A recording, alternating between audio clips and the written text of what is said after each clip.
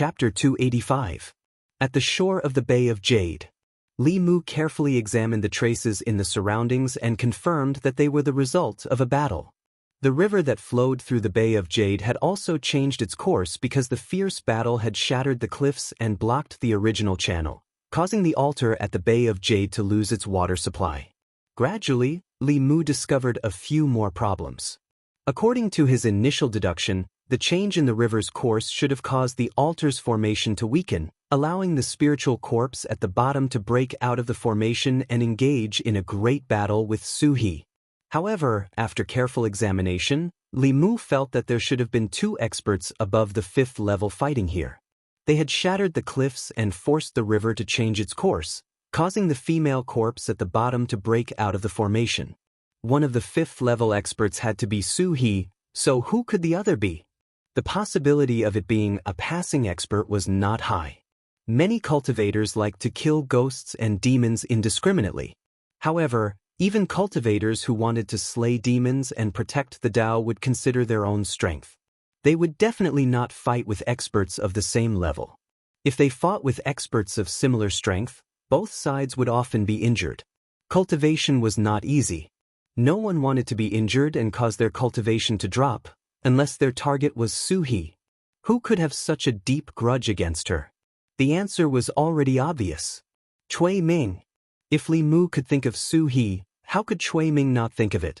After luckily escaping Madame Chu's calamity, he would definitely want to cut the weeds and eliminate all threats to him. Suddenly, Li Mu felt all the hairs on his body stand on end as a great sense of danger arose. He abruptly turned around and looked behind him. Behind him was a messy forest. A few trees had been overturned and those that were still standing on the ground were also swaying left and right. For some reason, this forest gave him an incomparably strange feeling. However, no matter whether he used his heaven's eye or opened his eyes, he could not see anything strange about this forest. Li Mu's eyes flashed slightly. He turned his back to the forest and slowly walked towards the dried-up pool.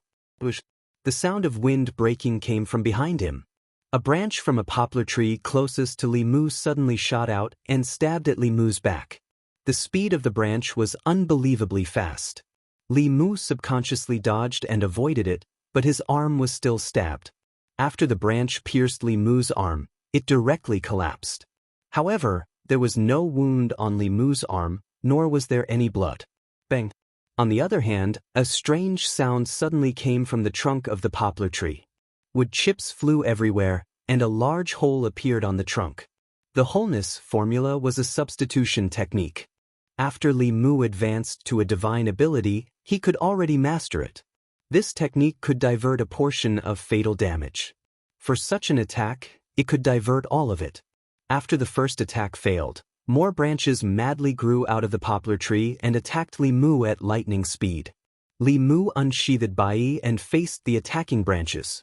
There was a sound similar to metal clashing. Bai slashed at the branches, but only left a shallow mark. He did not expect the branches to be so tough. They were not inferior to magic items. Li Mu had never seen such a divine ability.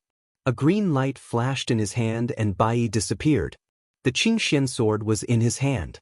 Li Mu raised his sword and slashed at the branches. This time, the branches attacking him were easily chopped off like tofu. Soon, only the bare trunk of the poplar tree was left. In the next moment, Li Mu suddenly felt his legs tighten.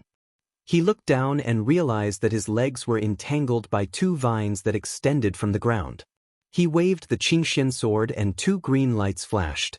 Two thick vines were cut off by the Qingxian sword. Li Mu held the Qingxian sword in his hand and looked around. He realized that in a short period of time he was surrounded by the shadows of trees. The trees in the forest surrounded him in layers. They were constantly changing their positions, implying some kind of formation. If they were allowed to form a formation, it would be very difficult for him to break the formation. Moreover, the person behind the scenes had not shown himself yet. Li Mu did not think too much. He took out a fulu and threw it into the air. Rumble! In the sky, the sound of thunder was loud. A huge purple thunder net came down from the sky. When the trees around Li Mu came into contact with the purple lightning net, they immediately turned into black ashes. Only a thick willow tree remained standing in its original place. A human face appeared on the willow tree. It was the face of an old man. He was staring at Li Mu with a horrified look. Green liquid flowed out from the corner of his mouth. This cultivator in the magical state, the strength of his Dharma treasure, the strength of his Fu Lu, and the strangeness of his supernatural powers were completely beyond his imagination. He, who was seriously injured, wanted to take the opportunity to sneak attack this human cultivator and devour his essence, blood and soul to recover from his injuries. He did not expect to be at a disadvantage in such a short period of time. Not only did his injuries not recover, they even worsened. Everything in this trip to the North region was beyond his expectations. First, he found out that the soul of the woman that the prince consort asked him to find was still there. Moreover, she had already become a fifth realm ghost cultivator. Even though she had just entered the fifth realm, he suffered a lot. In the end, just as he was about to use his powerful spiritual power to heavily injure the female ghost and kill her, something happened. Their battle destroyed a cliff, and the collapsed cliff caused the river to stop flowing. After that, a female corpse flew out of the pool. That female corpse looked exactly the same as the female ghost. Although she was only at the peak of the fourth realm, she was only one step away from the fifth realm. After the female corpse appeared, she first attacked the female ghost. He wanted to sit back and enjoy the fruits of her labor. He did not expect that the two would team up to deal with him. Although he was strong, he could not take on the combined forces of the corpse and ghost.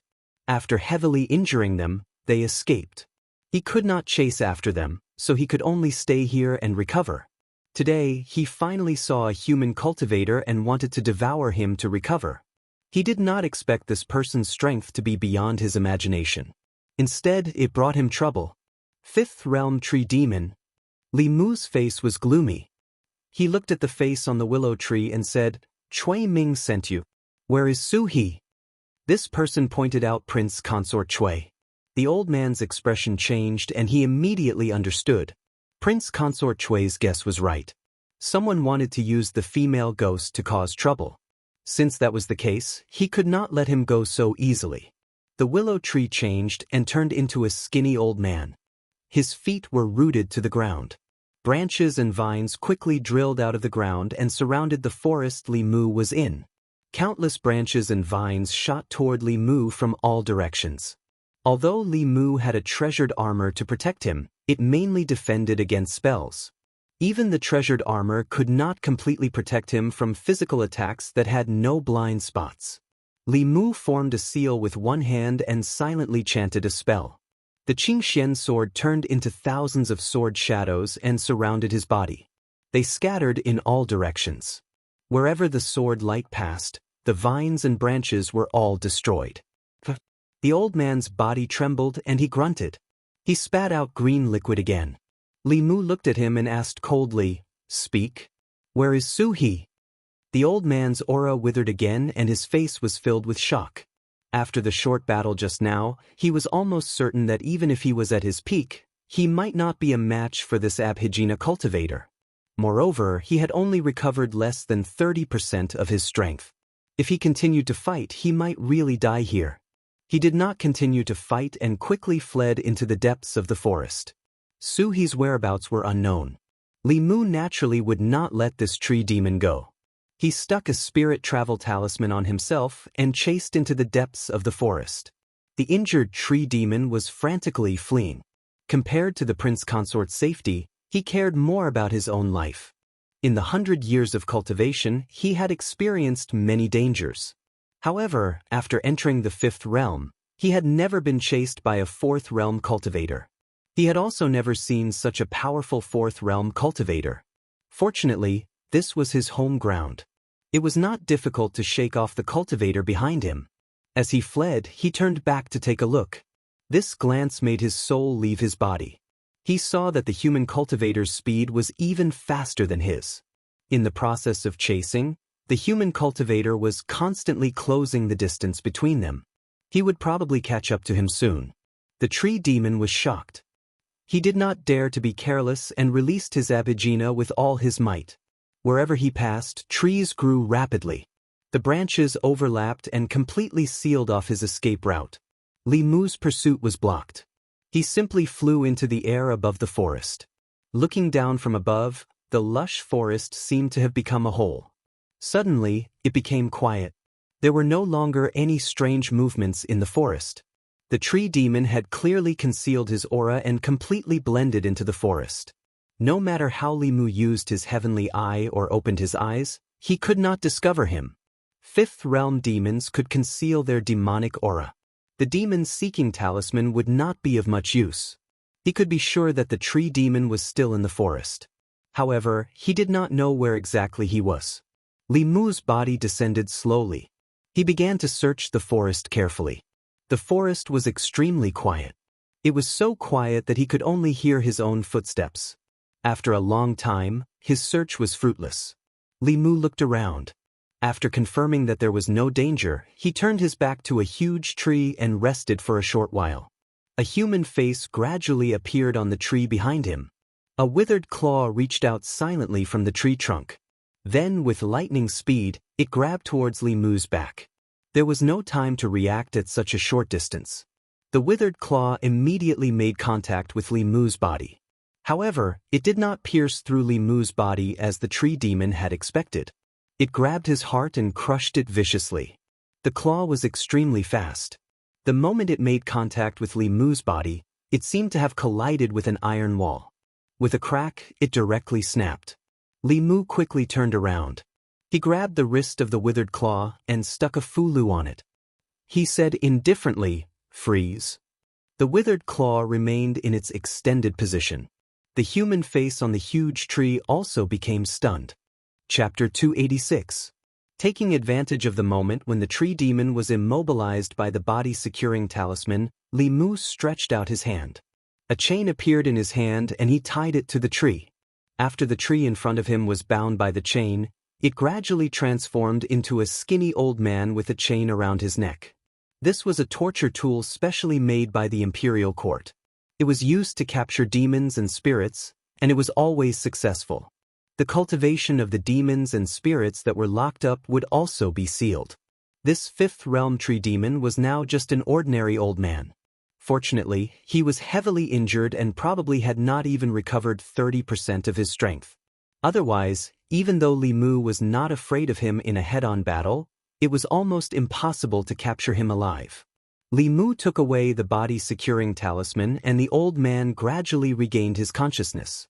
Feeling the cold chain around his neck and the sealed mana in his body, his expression changed drastically. He wanted to escape but was gently pulled back by Li Mu. Li Mu looked at the old man and asked the question he was most concerned about: "Where did Su-He go?" The old man glanced at Li Mu but did not speak. Li Mu took out a fulu and waved it in front of the old man. He asked, "Do you know what this is?"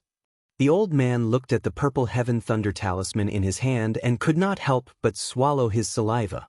Li Mu asked, "Guess, how many bolts of lightning can you withstand now?" The old man lowered his head and his face was extremely pale. Li Mu kept the purple heaven thunder talisman and took out a few more. He said, "Other than the purple heaven thunder talisman, I have a few more good things here. This is a sword talisman. It will destroy your demon body with one strike and your demon soul with the second strike.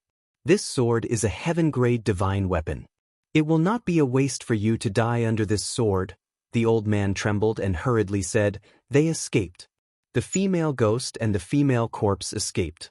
Li Mu was able to sense the emotions of this tree demon, so the possibility of him lying was not high. This made Li Mu feel a little relieved. If something really happened to Su-He in the hands of this old demon, then even if he chopped him into pieces and burned him as firewood, it would still not be enough to appease the hatred in his heart. Li Mu's face was calm as he looked at the old man and said, "Speak, what happened at the Bay of Clear Water? If there is even half a lie, don't blame me for chopping you into pieces and burning you for firewood." The tree demon's life was in the hands of others, so he didn't dare to hide anything. He recounted everything that had happened in the Bay of Clear Water. He had been ordered by Cui Ming to come to North County to look for Madame Chu and Su-He. He had searched the entire Yangqiu County with his ghost-seeking technique, but he couldn't find Madame Chu. Instead, he found Su He, who had just come out of seclusion. One demon and one ghost, a great battle broke out at that time. He had been in the 5th level for a long time, and Su He's cultivation was not as profound as his. However, their battle later on shattered the cliff, causing the bay of clear water to stop flowing, releasing the female corpse from the bottom of the water. At first, the female corpse attacked Su He, but soon, the two came to an agreement and began to attack the tree demon. The tree demon was fighting 1 against 2, so he wasn't strong enough. He used a secret technique to heavily injure them, forcing Su He and the female corpse to retreat.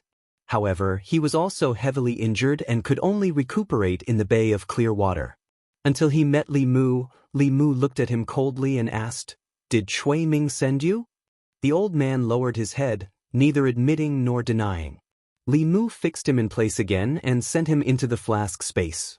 The flask space was a small space created by experts above the level of transcendence. It was attached to the real world and could be used to store things and hide people. In ancient times, some almighty experts would even create a spacious space for themselves to live in. Li Mu's ring had a very small space, equivalent to a small house, but it was enough to store the tree demon. The most important thing now was to find Su He. Although the tree demon was here and Su He was no longer needed to provide a witness, she was injured by the tree demon and the female corpse was spying on her. Li Mu was still worried about her safety. However, the north region was so big and there were no clues. Where should he go to find her? After thinking for a while, he decided to go to the county office and ask. If there was no news from the county office, then he would go to the county office. With a heavy heart, Li Mu walked out of the bay of clear water. At a certain moment, he sensed something and looked to the side. In the next moment, he flew into a dense forest on the left. "Save me!" In the forest, a girl was carrying a bamboo basket with some freshly picked mushrooms. At this moment, the girl was being forced into a corner by several gray wolves. Her face was filled with panic. A gray wolf grinned, revealing its white teeth, and pounced at the girl. The bamboo basket in the girl's hand fell. She curled up into a ball and closed her eyes in despair. However, after waiting for a long time, nothing terrible happened to her. She carefully opened her eyes and saw a figure standing in front of her. The gray wolves were lying motionless on the ground. They were clearly dead. Seeing this scene, the girl was stunned for a moment. She quickly got up from the ground and said, "Thank you for saving my life, young master." It was just a few wild wolves. Li Mu could kill them with a wave of his hand. He bent down and helped the girl pick up the mushrooms on the ground. He put them into the basket and handed it back to her. "Are you okay?" The girl shook her head and said, "I'm fine." She took a step forward and was about to take the basket when her foot suddenly twisted and she almost fell. Li Mu quickly reached out to support her. When he approached the girl, he smelled a faint fragrance on her body. He could not help but sniff a few more times. The girl noticed Li Mu's actions and blushed. Li Mu coughed and asked, "Are you injured?" The girl looked down and a trace of pain appeared on her face. "I think I twisted my ankle." Li Mu thought for a moment and said, "I'm a cultivator. If you don't mind, I can treat you." The girl said, "My life was saved by young master. How would I dare to mind? I'll leave my injury to young master. I'm sorry for offending you." Li Mu bent down. His hand glowed with golden light as he gently held the girl's slender ankle.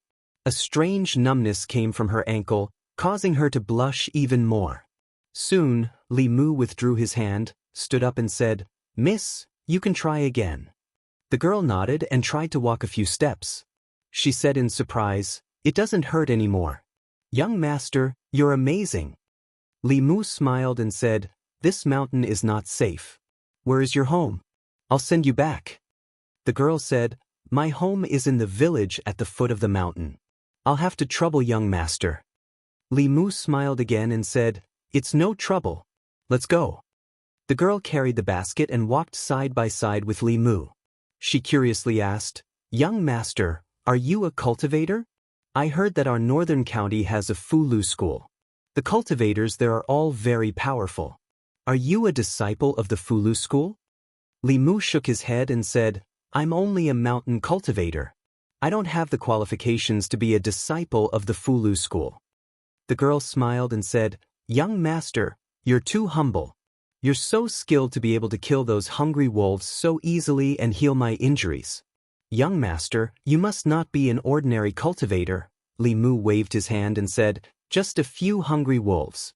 If young master is willing, you can easily get rid of them." The girl was stunned and shook her head. "Young master, you're joking. I don't even have the strength to truss up a chicken. If I'm not as powerful as young master, how can I deal with those hungry wolves?" Li Mu looked at her and smiled. "What's so powerful about dealing with a few hungry wolves? I can't compare to young master who can steal the sky and fake the sun." The girl looked at Li Mu and was slightly stunned. She said in shock, "Young master, what are you talking about?"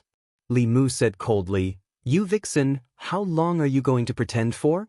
The woman stared straight at Li Mu.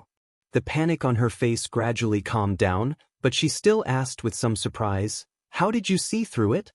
"With your cultivation, it's impossible for you to see through my true form," Li Mu said. "Do I need to see? I can smell your scent from far away." The girl's expression changed. She asked in embarrassment and anger, "What scent do I have?" Li Mu said, "Fragrance." The girl's fragrance was one that Li Mu had never smelled before. It was not the fragrance of flowers or herbs. It was a unique body fragrance.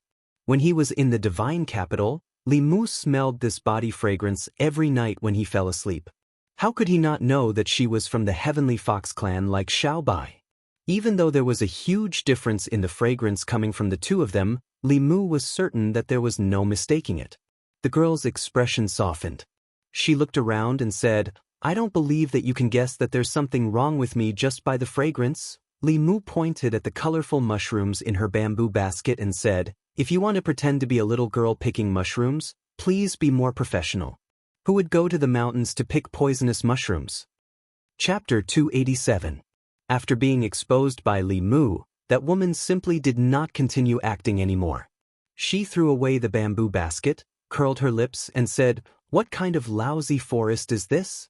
Even the mushrooms here are poisonous." Li Mu's expression had completely darkened. He kept a distance from the fox demon and asked sternly, "How dare you, demon? You pretended to be a human woman and lured me here. What do you want?" Li Mu could not see through the fox demon's cultivation. The demon aura emitted from her body was very strong. She was at least in the five-tailed realm. Seducing men and absorbing yang qi were common tricks used by the three-tailed fox spirit. The five-tailed fox spirit was already comparable to a human fifth-realm cultivator. The effects of human yang qi, blood, and soul on their cultivation were negligible. The woman smiled seductively and said, "Someone asked me to kill you. Look at your handsome face and soft skin. I can't bear to do it. How about this? If you join the Meizong sect, I won't kill you. I can also report back." Hearing the name Meizong sect, Li Mu's expression changed slightly. Like the corpse sect of the Thousand Illusions Venerable and the soul sect of the Netherghost Saint, the Meizong sect was also one of the 10 sects of the demonic path. It was said that the people of the Meizong sect were all handsome men and beautiful women. They were all good at seduction. It was an important organization used by the demonic path to collect and inquire about information. Li Mu's enemies were all in Fairy's capital. Who in Fairy's capital was colluding with the demonic path to be able to hire the assassins of the Meizong sect? Cui Ming, Zhou Ting, the assistant minister of the Ministry of Personnel, the minister of the Ministry of Revenue. Li Mu counted and found that he had offended too many people. There was no way to determine who was the mastermind unless he asked the fox in front of him. Then he looked at the woman in front of him and asked, "Who asked you to kill me?" The woman shook her head gently and said regretfully, "I can't tell you this unless you go back with me." Li Mu said, "Then let's see if you have the ability." The woman smiled charmingly and said, "Then I'll let you see my abilities." As she smiled, Li Mu's mind wavered. However, he had been tested by Xiaobai for a long time and quickly regained his composure. After silently reciting the clear heart mantra, the fox demon's seduction technique was completely useless against him. Her charm failed, and the woman said in surprise, "No wonder you're so bold. You do have some skills." 2 short swords appeared in her hands. She smiled and said, "Since you're not willing, then I'll beat you until you're willing." As soon as she finished speaking, her figure disappeared before Li Mu's eyes. He immediately used the fighting word incantation and his body instinctively lifted his sword to block. He fought with the fox demon who wielded a short sword. The two short swords in her hands were obviously not ordinary weapons. They were able to clash head-on with the Qingxian sword without any damage. Not only that, but her close combat ability was also very outstanding. Her movements were nimble and extremely fast. If it wasn't for the battle character art, Li Mu would definitely not be her match in close combat. Li Mu was shocked, but the fox demon was even more shocked. Although her attacks were swift and fierce, Li Mu's defense was equally shocking. No matter which direction she attacked from, he could easily block it. It gave her a feeling that he was airtight and flawless. Not only that, he was only a transcendent realm cultivator, but the dermic power in his body seemed to be inexhaustible. After activating a heaven-class dermic artifact for such a long time, his dermic power did not seem to be depleted at all. It was very strange. Although Li Mu would not be at a disadvantage in close combat with the fox demon, it would be difficult for him to gain the upper hand. Therefore, he took the initiative to retreat and threw out a few fulu. The purple heaven thunder talisman and sword talisman came out together. The fox demon made a hand seal and a dermic power shield appeared around her body.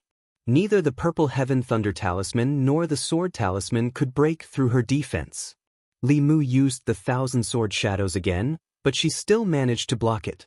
Although he had entered the transcendent realm, Li Mu's dermic power was still not comparable to a fifth realm cultivator. Even if he used all his strength, he could only fight to a draw with a fifth realm cultivator. For a fourth realm cultivator, this was already an unbelievable battle power. But no matter what, he still could not defeat the fox demon in front of him. Li Mu, on the other hand, had a winning move. He still had a heaven-grade talisman that could summon a golden armored soldier that could easily suppress this demon. However, that talisman could only be used once. Using it on her was tantamount to using a cannon to kill a mosquito, or using a sledgehammer to kill a chicken. He had wasted a life-saving trump card in vain. The fox demon stood in the distance and looked at Li Mu as if she was looking at a treasure. She said, "I admit that I have underestimated you. If you join the Meizong sect, I will tell you who wants to kill you." Li Mu ignored her. His mind moved again and the Qingxian sword flew out from his hand. It turned into a ray of light and shot towards the fox demon. The fox demon threw out two short swords and fought with the Qingxian sword in the air. She smiled at Li Mu and said, "It's no use. You are no match for me." Whoosh! Just as she finished speaking, a ray of golden light shot out from Li Mu's hand and flew in front of her in an instant.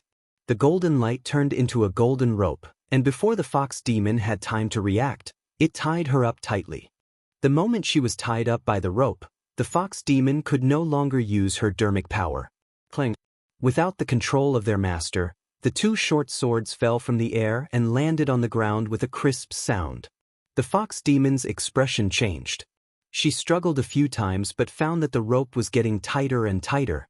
She felt pain and stopped struggling immediately. Li Mu kept the Qingxian sword and clapped his hands. He walked over from afar and said, "Stop struggling. This is the immortal binding rope. You are a five-tailed fox demon. You will not be able to break free. The more you struggle, the tighter it will be." The fox demon glared at Li Mu and said, "How can you be a hero when you ambush me in the dark?" Li Mu shook his head and said, "I did not say that I am a hero." The Empress had not given him this thing to be a hero in the first place. Although the speed of this immortal binding lock was fast, it was very easy to dodge when it was used to bind someone head-on. It would only be effective when it caught the enemy off guard. This fox was still not cautious enough. Li Mu walked in front of her and said, "Tell me, who sent you to kill me?" The woman looked at him coldly and said, "You better let me go right now." Li Mu made a series of hand seals, and the rope around her body drew closer and closer. She didn't know if the rope was intentional or not, but it wrapped around her chest. As it tightened, the originally magnificent rope was quickly twisted out of shape. The woman's face showed a trace of pain. She looked at Li Mu with even more anger. Li Mu stood in front of her and felt a little awkward. There was something wrong with the position of the rope. When the rope was tightened, it would act on her body and deform a certain part of her body. It made her look like a pervert with some kind of evil taste. Li Mu loosened the rope a little. He thought for a while and picked up a rattan from the ground. He pointed at the woman with the rattan and said, "Are you going to tell me or not? If not, I will whip you." The woman gritted her teeth and said, "Don't you dare." Li Mu used the rattan as a whip and whipped her. He said expressionlessly, "Tell me." The woman had lost her composure. She was ashamed and angry. She said loudly, "I will definitely kill you." Li Mu whipped her a few more times.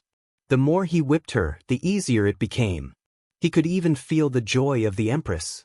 Although this fox demon was not bad-looking, she wanted to take his life.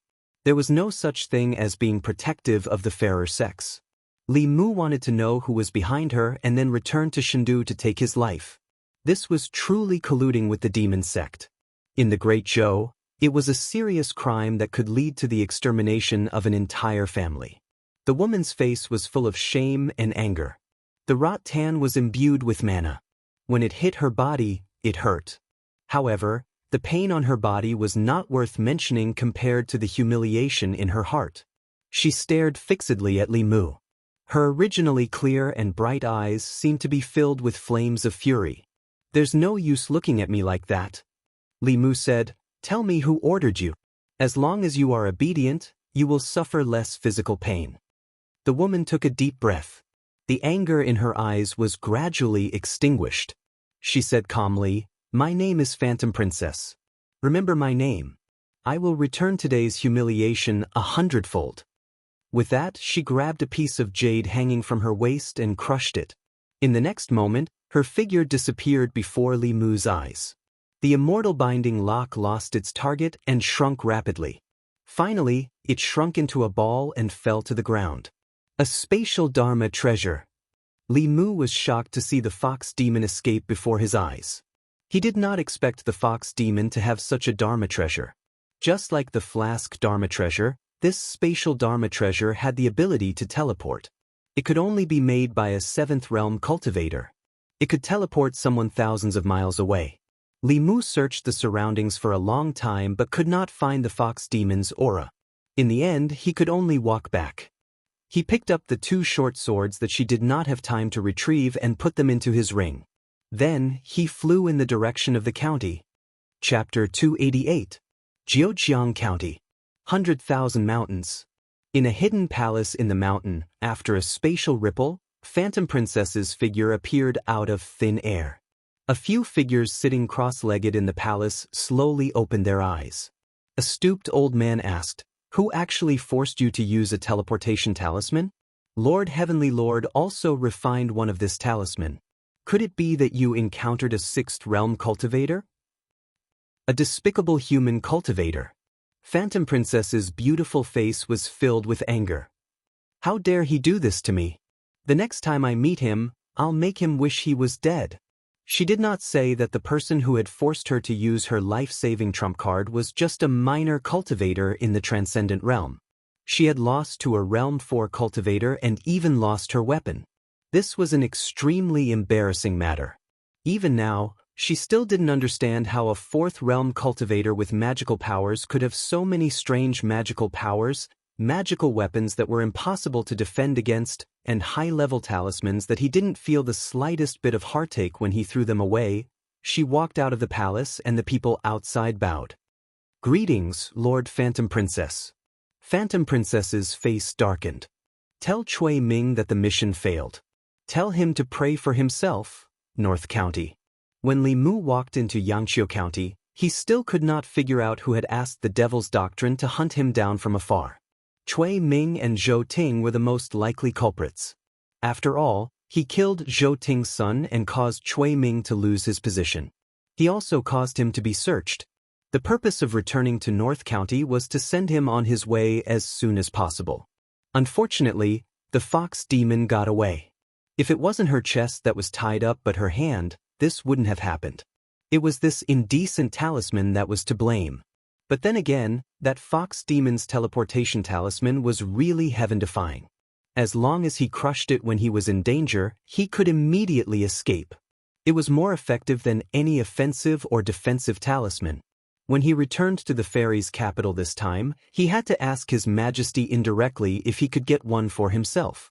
What made him helpless was that he already had a lot of enemies.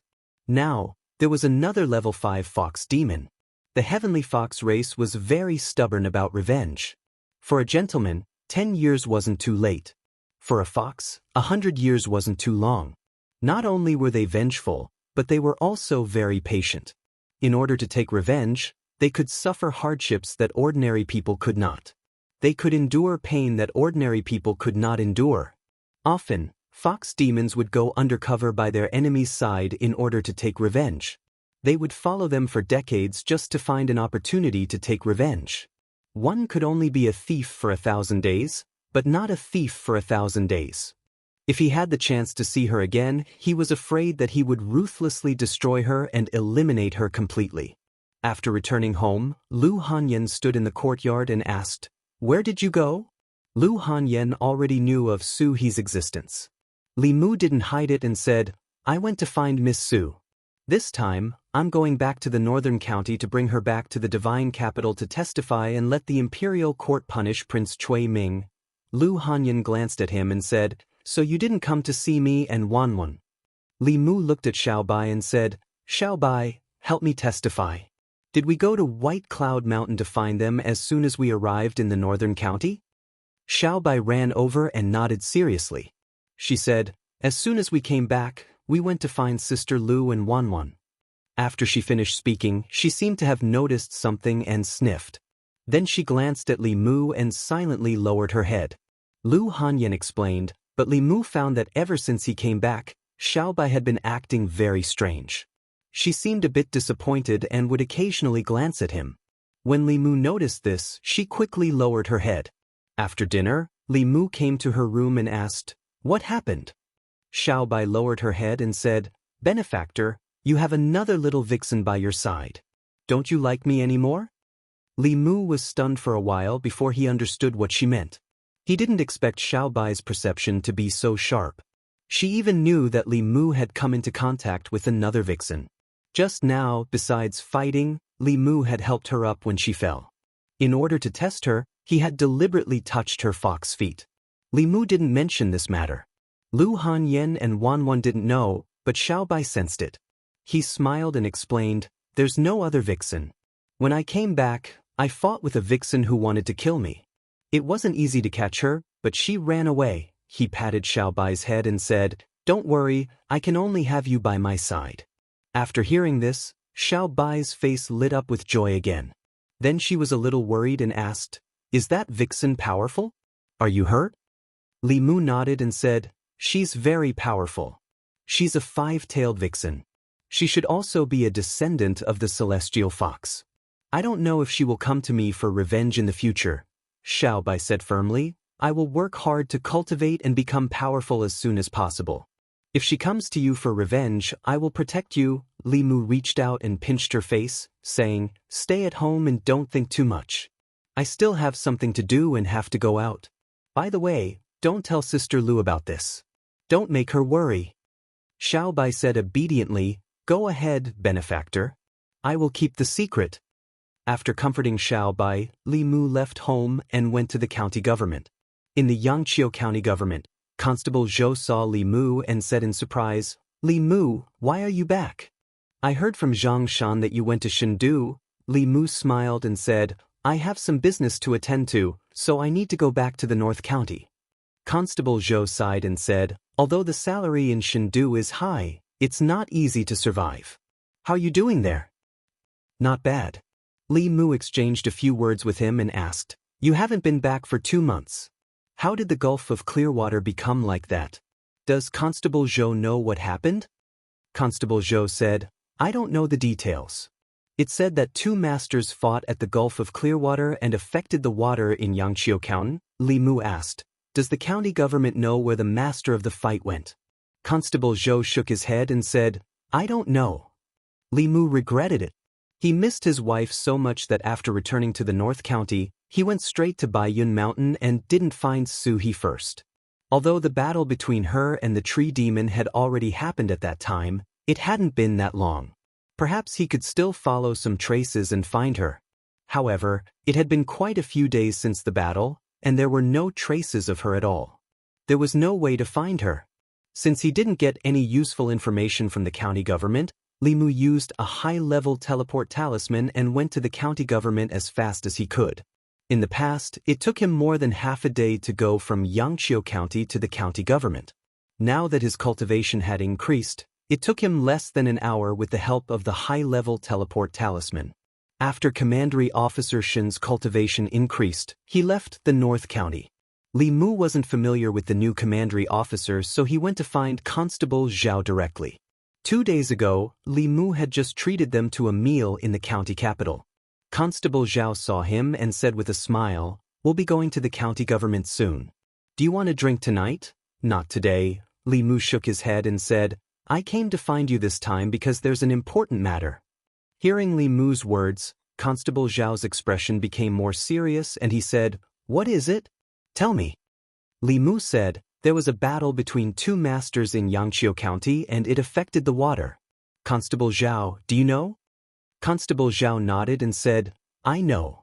I personally handled this matter. From the traces at the scene, it was at least a battle between two Fifth Realm cultivators. Moreover, it was very likely that they were a ghost and a demon. Fortunately, the place where they fought was desolate and uninhabited.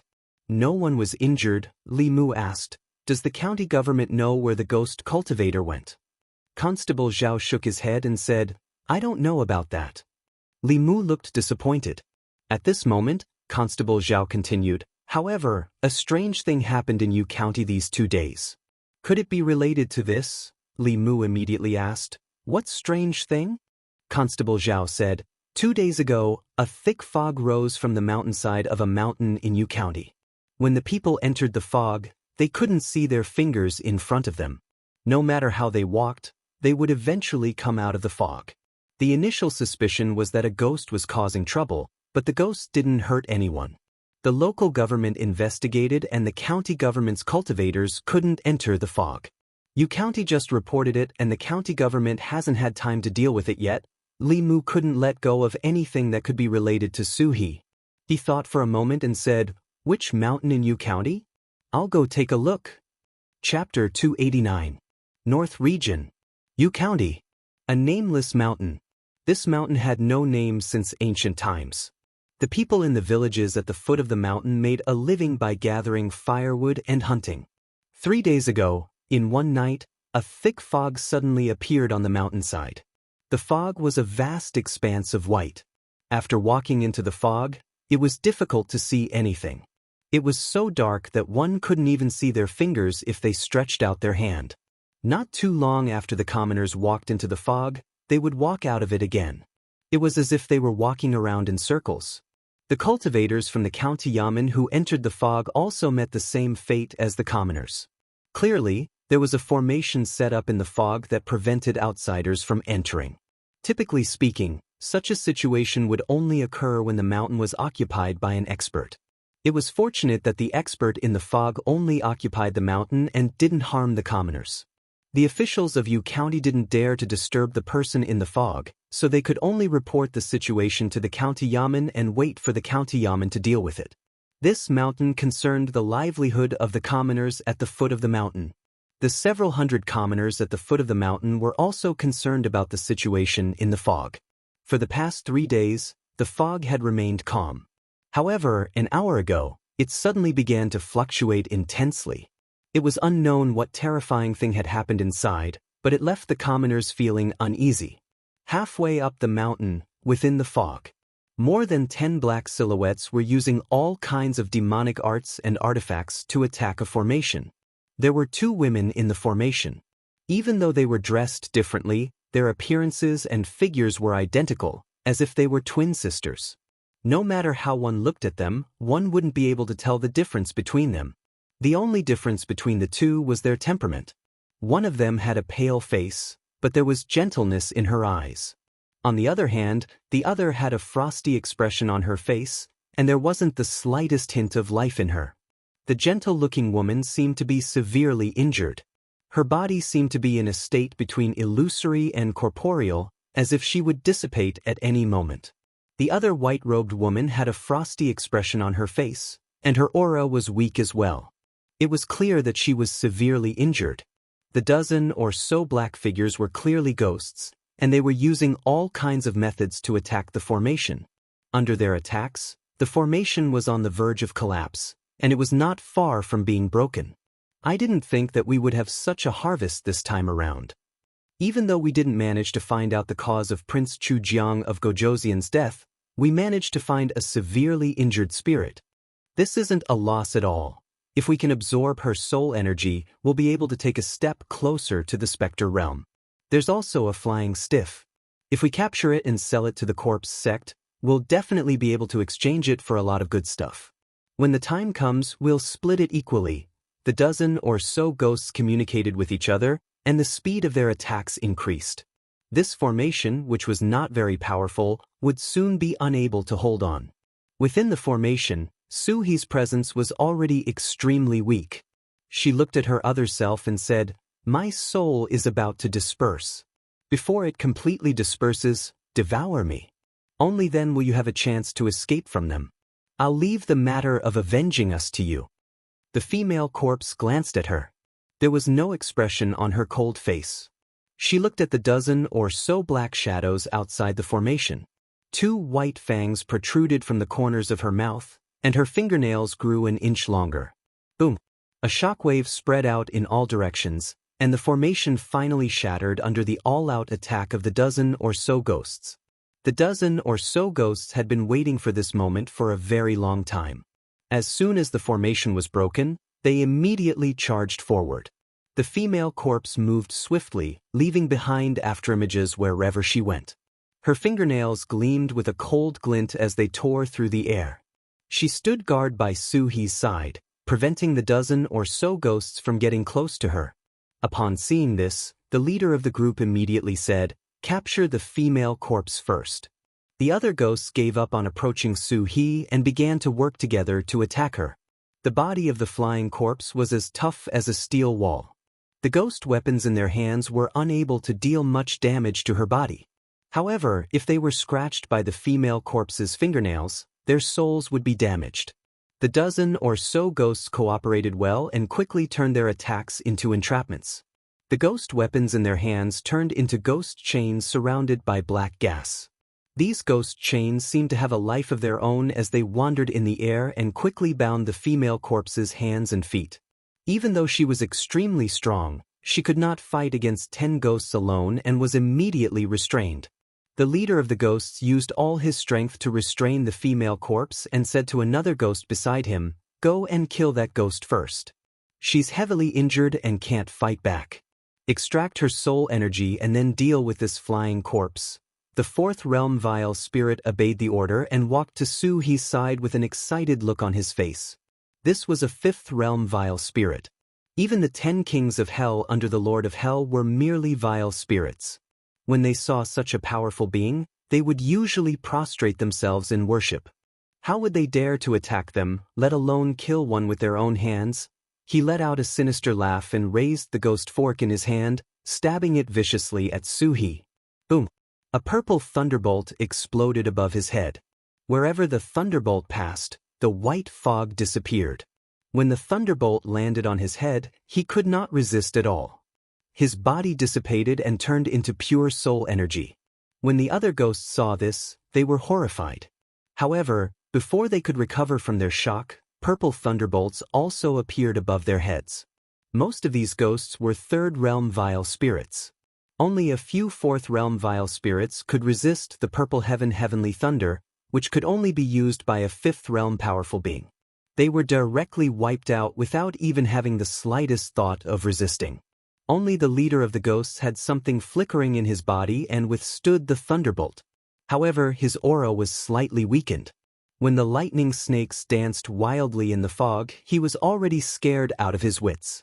The purple heavenly thunder was a unique technique of the Dao Sect's creation realm powerful beings. They were as powerful as their masters, the 10 kings of hell. He gave up on the female corpse and wanted to escape without hesitation.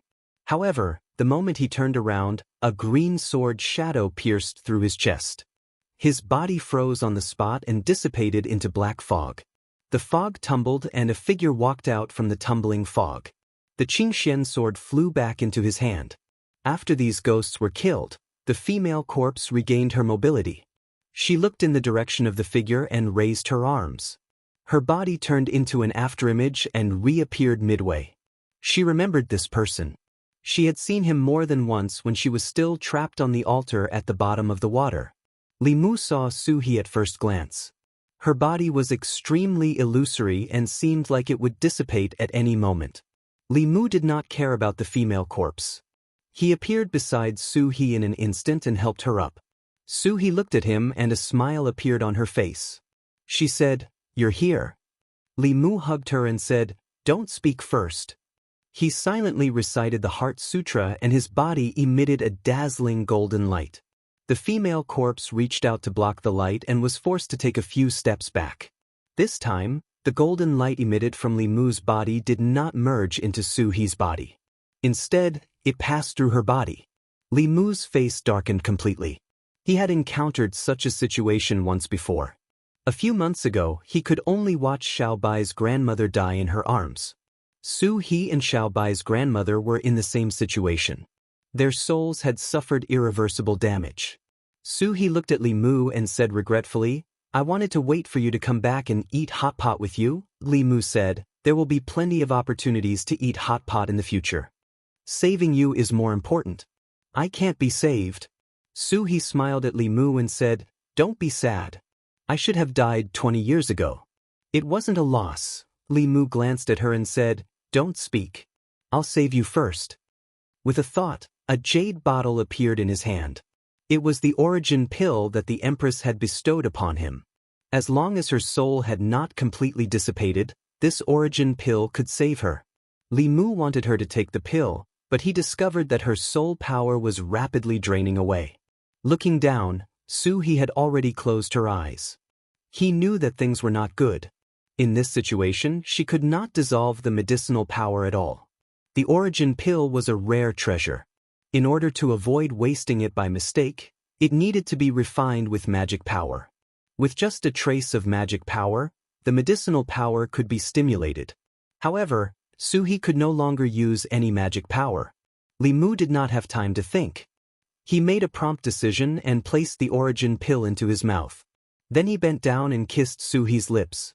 Li Mu used a trace of magic power to dissolve the pill and then transferred all of its medicinal power into Su He's body.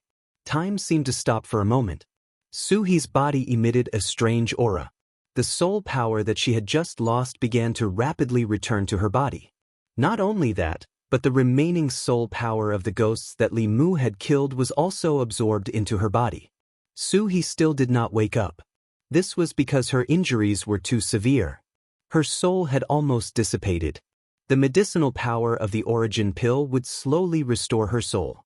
This required a process. In Li Mu's arms, Su He's soul had already solidified. The origin pill truly lived up to its name. He let out a long sigh and looked up at the sky. He sincerely said, "Praise Her Majesty. If the Empress had not given him the origin pill, he would have lost Su He today. He would have watched her die in his arms. This would be the regret of his life." After returning to the divine capital, he decided to treat the Empress better. Otherwise, he would feel guilty. Sensing another aura beside him, Li Mu remembered that the female corpse was still here.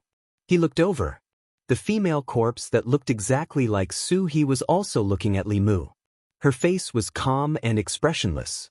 After glancing at Su He, she did not say a word and disappeared into the thick fog. Li Mu did not stop her. He had some doubts about the relationship between the female corpse and Su He. Logically speaking, the two of them were natural enemies. One had a soul while the other had a body. They would definitely want to devour each other to complete themselves. However, it was clear that if it had not been for the female corpse's protection, Su He would have died in the hands of those ghosts. Could it be that the corpse's self-born intelligence also knew the principle of born from the same root, there is no need to kill each other so quickly? Perhaps she thought that they were of the same root and did not want to kill each other. No matter the reason, she protected Su He and changed Li Mu's attitude towards her. If not for this, Li Mu would have eliminated her completely and erased her intelligence so that she would not threaten Su He in the future. Li Mu looked in the direction that the female corpse disappeared and said, "I will let you go today.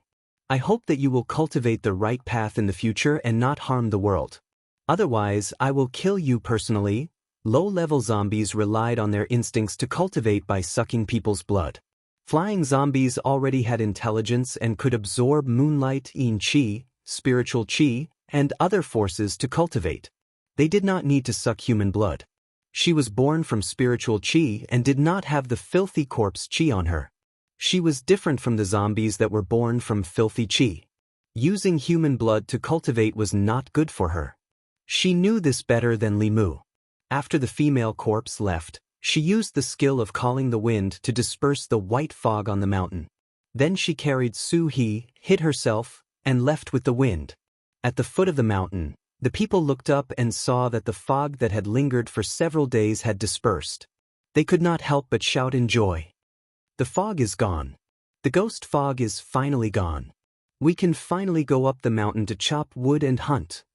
Let's not rush. Let's report to the government office first and see what they say. In the crowd, a young child in a woman's arms looked up at the sky and said, "Mother, I saw someone flying in the sky." The woman raised her head and looked up.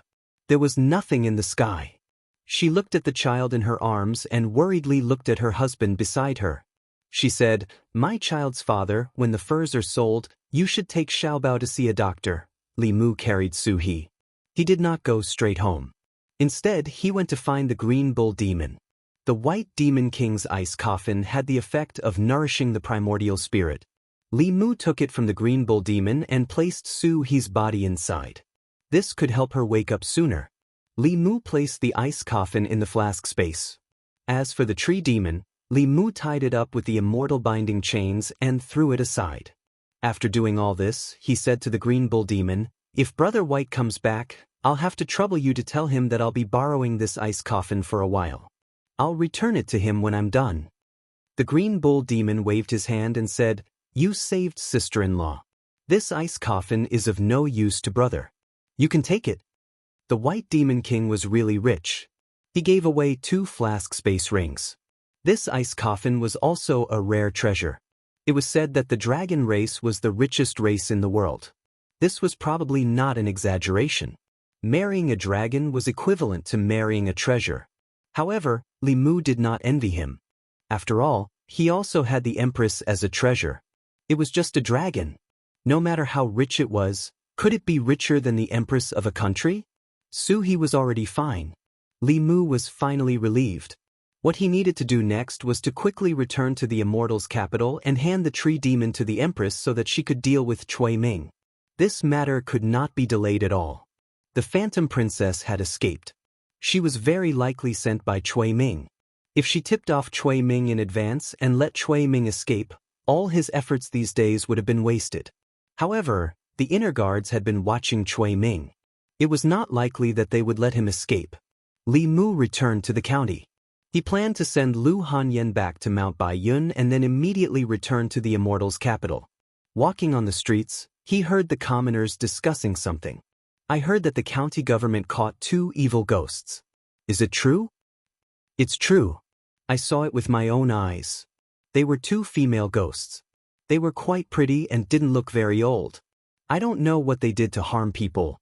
Our Yangqiu County is becoming more and more chaotic. In the past 6 months, who knows how many people have been harmed by demons, ghosts, and zombies." Li Mu had already walked past the county government. However, when he heard that the county government had caught 2 young female ghosts, he turned around and walked back. After the Gulf of Clearwater was destroyed, the 2 female ghosts that he had sent to Su He to accompany her had also disappeared.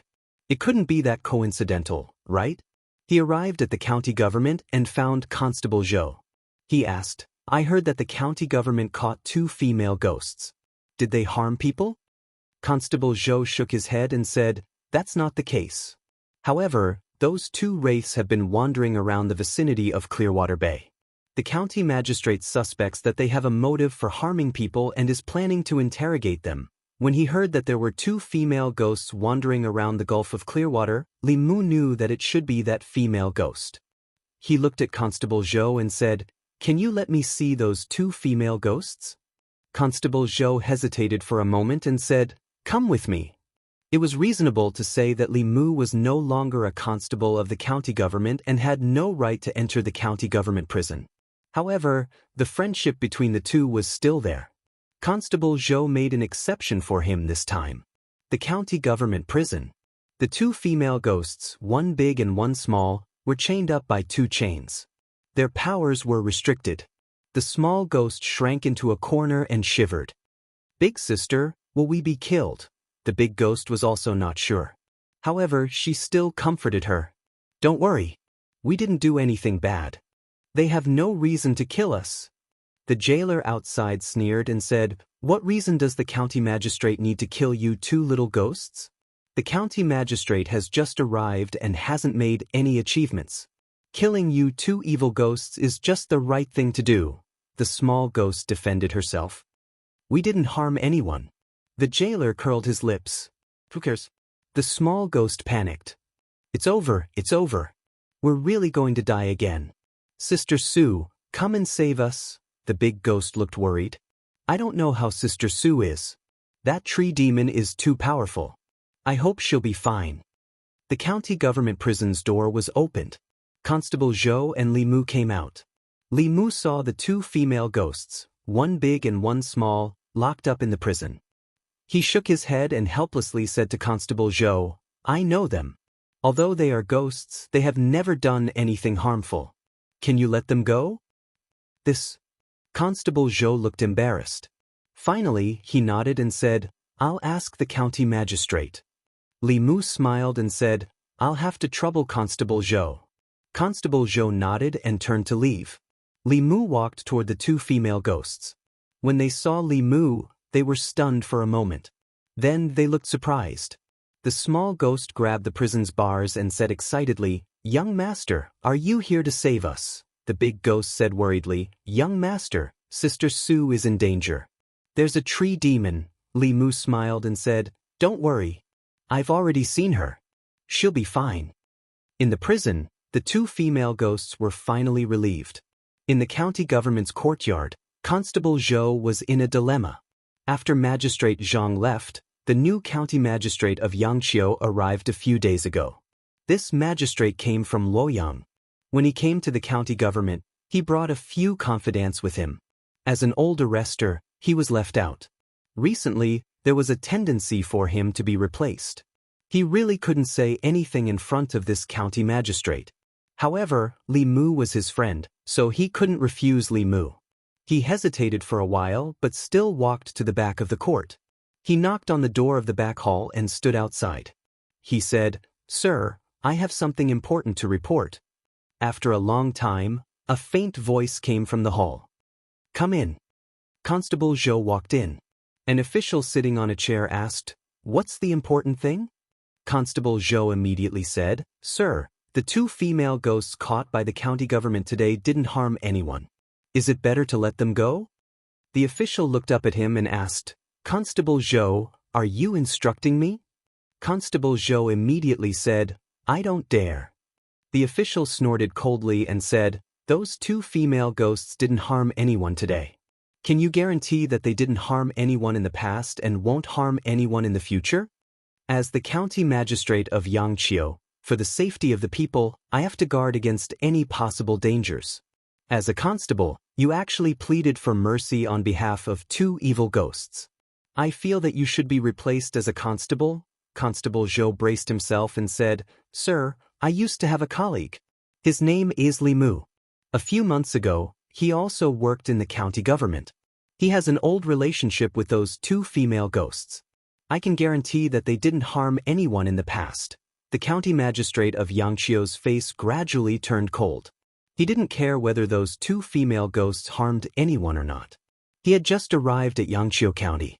If he didn't kill a few demonic ghosts as a sacrifice to the heavens, how could he establish his authority as an official? He had long disliked this Zhou guy. He wanted to arrange his confidant in that position, but he didn't have a suitable opportunity. This time, he had an excuse to replace him. He snorted and said, "So what if he's an arrestor of the county government? If the arrestor of the county government says he can. As he spoke, he suddenly realized something and asked, "What's the arrestor's name?" Constable Zhou said, "Li Mu." The county magistrate of Yangqiu County gulped and asked, "Where is he working now?" Constable Zhou said, "In Fairy's capital. I think he's an arrestor of some government office." After confirming that this Li Mu was the Li Mu he knew, the county magistrate of Yangqiu County trembled and said in a panic, "Quick, take me to see him." The county government prison. The county magistrate of Yangqiu County saw a familiar figure. He quickly walked over and said with a smile, "Sir Li, what brings you here? If you had told me before you came, I would have gone out to welcome you personally." Constable Zhou followed behind him. He looked at this scene in a daze and couldn't come back to his senses. Li Mu looked at the stranger in front of him and asked, "Do we know each other?" The county magistrate of Yangqiu County hurriedly said, "You don't know me, but I know you. I used to be in charge of the Ministry of Justice. I just came to Yangqiu County a few days ago. I met Sir Li at the Ministry of Justice a few days ago." Li Mu had been to the Ministry of Justice a few days ago, but he didn't remember that there was such a person in charge there. After Yangqiu County magistrate finished speaking, he pointed at the door of the prison cell and said angrily, "Hurry up and release these two girls. How can the constables of the county yamen do things? How can they catch ghosts without distinguishing between right and wrong? What have I taught you all? No matter if it's to catch people, ghosts, or demons, you must have evidence. Each and every one of you has turned a deaf ear to my words," he reprimanded angrily, but when he looked at Li Mu, a smile appeared on his face. He said guiltily, "Sir Li, it's all my fault for not being strict enough and arresting your friends. Please, Sir Li, don't blame me." Chapter 290. Li Mu looked at the county magistrate who was extremely nervous and comforted him. "Sir, don't be nervous. You've caught the wrong people. Just release them. Relax, it'll be fine. Yes, yes, yes." The county magistrate repeatedly agreed. He bowed to the two female ghosts who had been released and said, "The county government didn't investigate properly and caught the wrong two. I apologize to the two ladies here." The two female ghosts, one adult and one child, had never seen such a scene. They were so nervous that they couldn't even speak. Li Mu saluted the county magistrate and said, "Since it's a misunderstanding, can I take my two friends and leave?" The county magistrate immediately extended his hand. "Sir Li, please." When he walked out of the prison, he probed again, "Sir Li, you don't blame me, do you?" Li Mu smiled and asked, "Do I look like such a petty person?" The county magistrate's expression changed and he immediately said, "That's not what I meant. Please forgive me, Sir Li, I'm just kidding." Li Mu smiled and said, "Yangqiu County is my hometown. I'll come back to visit often. You're the parent official here.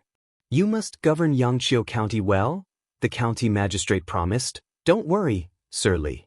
I'll do my best." Li Mu looked at Constable Zhou and said, "I'll have to trouble Constable Zhou." Constable Zhou immediately said, I wouldn't dare. Li Mu smiled at him and said, "I came back this time because I have something important to do. I have to report back to Fairy's capital immediately. The next time I return to Yangqiu County, I'll find you for a drink." Constable Zhou's expression changed.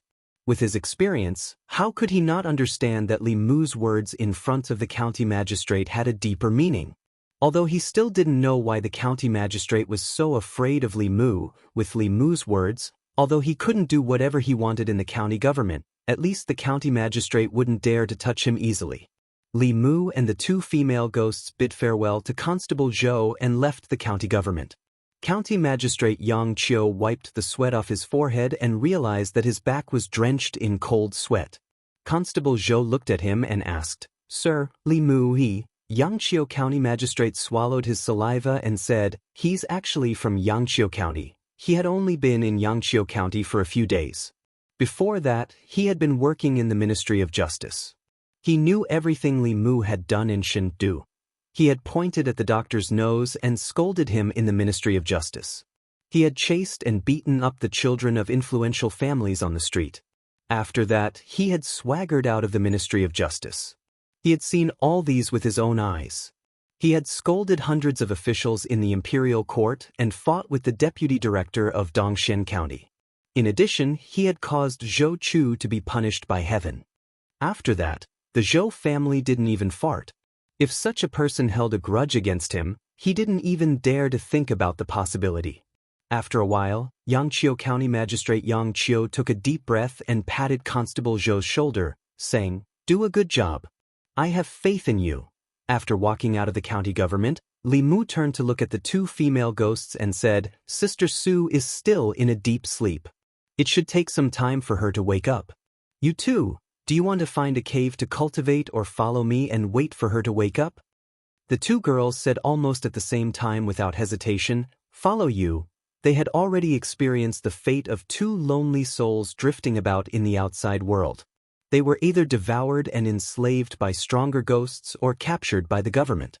The days in Clearwater Bay were the most comfortable and peaceful days in their two lives. Following Sister Su, not only did they not have to worry about being bullied, but they could also receive guidance in cultivation. This was something that the two lonely ghosts could not even dream of. The two female ghosts made a decision. Li Mu threw them a few pieces of spiritual jade and let them cultivate in the flask heaven space. They also took care of the tree demon. Only then did he return home. Tonight was the last night he would spend with Lu Hanyan. In the next 2 months, he had to prepare for the imperial examination. The imperial examination policy was originally set by him, so he knew better than anyone how to take the examination. After the imperial examination, he would be busy for some time. In this way, the next time he returned to Beijing would be at least 3 or even 4 months later. This meant that he could accompany them for a period of time like this. If it was just meeting and dual cultivating for a night, he could come back at any time as long as he asked for leave from the Empress. However, Lu Hanyan also had to go into seclusion for a period of time when she returned to Mount Baiyun this time. She had to master some of the divine powers and spells that she had just learned. The possibility of the two of them meeting often was not high. The next morning, after sending her and Wan back to the mountain, Li Mu and Xiao Bai did not delay. They used high-level divine travel talismans to rush back to the fairy's capital at the fastest speed. They did not rest along the way and finally made it back in the early morning of the 3rd day. Ziwei Palace. The morning assembly had just begun. After Li Mu was summoned into the palace, he cupped his fists and said, "Your Majesty, I was ordered by Your Majesty to go to Beijing to investigate the incident 20 years ago. When Princess Yunyang's son-in-law, Cui Ming, killed a woman from Yangqiu County, he was ambushed by a 5th realm demon. I used the Dharma treasure Your Majesty gave me to capture this demon and found out that it was sent by Cui Ming to find that woman's soul to silence her." As soon as Li Mu finished speaking, all the officials were shocked. The previous incident had already caused Cui Ming to lose his position. Unexpectedly, Li Mu did not plan to let him go. It was obvious that his goal was to kill Cui Ming. In order to protect himself, Princess Consort Cui did not hesitate to send a demon to assassinate Li Mu. However, he did not expect that Li Mu had a treasure from His Majesty. Not only did he fail to assassinate him, but he was also captured by Li Mu and betrayed him. The assistant minister of the Ministry of Personnel stood up and said, "Your Majesty, this is only Censor Li's side of the story.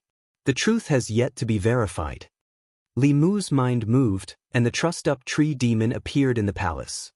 He said calmly, "I brought this demon here. Your Majesty, you will know if I am slandering Cui Ming by searching its soul. As long as it was not treason or rebellion, one could not search the soul of an official in the imperial court. However, for non-officials of the Great Zhou, especially demons and ghosts, there was no such restriction. If one wanted to find out the truth, searching the soul was the simplest and most convenient method." The minister stood up and said, "Your Majesty, I am willing to search the soul of this demon." Shang Guanli looked back and said, "I will have to trouble you, minister." Although Cui Ming was from the old party and the minister was from the new party, the minister was from the Zhou family. Li Mu and the Zhou family had a death feud. Now, Cui Ming was no longer of any use in the imperial court. The minister did not need to help Li Mu lie to get rid of him, and he would not help Li Mu. It was most suitable for him to step forward. Shang Ling stepped forward and placed his hand on the tree demon's forehead. He closed his eyes and said slowly, "This demon is indeed Cui Ming's subordinate." It was ordered by Cui Ming to go to Yangqiu County to silence him. Hearing this, the officials had an idea. Princess Consort Cui had already used the golden medallion to avoid death once. If this case was confirmed, it would be enough to make him lose his life. Li Mu really wanted to kill Cui Ming. While the officials were discussing in low voices, the minister's eyes suddenly opened. His face darkened and he said sternly, "Cui Ming is really bold. How dare he collude with the demon sect?" The moment he said this, the entire hall fell silent for a moment. Then there was a huge uproar. What? Princess Consort Cui colluded with the demon sect? How is that possible? Wasn't the Jianghu County chief the one who colluded with the demon sect? Princess Consort Cui was the one who exposed it. Could there be another story behind the Jianghu County chief's case? Could it be that the one who colluded with the demon sect was Cui Ming? He first colluded with the demon sect and then joined forces with the demon sect to frame the Jianghu County chief? The minister's words were like a huge rock thrown into a calm lake, causing huge waves. Li Mu had a look of realization. If the one who colluded with the demon sect was Cui Ming, then Phantom Princess must have been sent by Cui Ming. If Cui Ming had colluded with the demon sect, he could have worked with the demon sect more than 10 years ago to frame the Jianghu County chief for a promotion. Why would the demon sect help Cui Ming? Perhaps Cui Ming didn't collude with the demon sect. He was originally a member of the demon sect. Li Mu thought of Phantom Princess. She and Cui Ming had something in common. Both of them were unusually beautiful. Phantom Princess was from the Meizong sect. Could Cui Ming also be a spy from the Meizong sect in the imperial court? If Li Mu could think of this, so could everyone else in the imperial court. The minister had finished searching the soul of the tree demon. He said with a murderous tone, "Your Majesty, from this demon's memory, I found out that Cui Ming is a member of the demon sect. He is also a spy from the Meizong sect. More than 10 years ago, the case of the Jianghu County chief colluding with the demon sect was also framed by Cui Ming and the demon sect. Preposterous! How dare he? A spy from the demon sect. He actually has a high position in the imperial court and has been hiding by our side for so many years." At this moment, an old man stood out and said, "Your Majesty, this is a serious matter. Can you let me search the demon's soul again to confirm it?" Sheng Guanli heard the Empress's telepathic message and nodded. "I'll have to trouble you, Minister." All the officials looked at the old man. The minister was very experienced. He was an old official from the previous emperor's era. He was neither a friend nor a foe and was deeply loved by the people. He was also a sixth realm powerhouse. Both the new and old parties respected him very much. The old man slowly walked forward and pressed his skinny right hand on the demon's head. After a while, he slowly opened his eyes and said solemnly, "Your Majesty, the minister is right. Cui Ming is a guardian of the Meizong sect. The case of the Jianghu County chief was framed by Cui Ming and the demon sect." Chapter 291. If what Zhou Jing said was true, there was still a slight possibility that the head of the secretariat would use this opportunity to suppress the old faction of the royal family. Then the head of the secretariat would completely eliminate this small possibility. The head of the secretariat was the head of all the officials, and the head of the secretariat was only second to the head of the secretariat. Furthermore, he had no enmity with Cui Ming. How could the two of them deceive the Empress and the officials at the same time? The Assistant Minister of Personnel, who was speaking up for Cui Ming, immediately turned pale and sweated profusely. He knelt on the ground and said loudly, "Your Majesty, I swear to the heavens that I was also deceived by Cui Ming. I didn't know that he was colluding with the demon sect." At this moment, no one in the imperial court cared about the Assistant Minister of Personnel. The imperial court would investigate whether or not he knew, or whether or not he was a spy for the demon sect.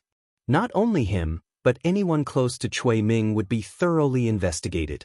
The demon sect was notorious.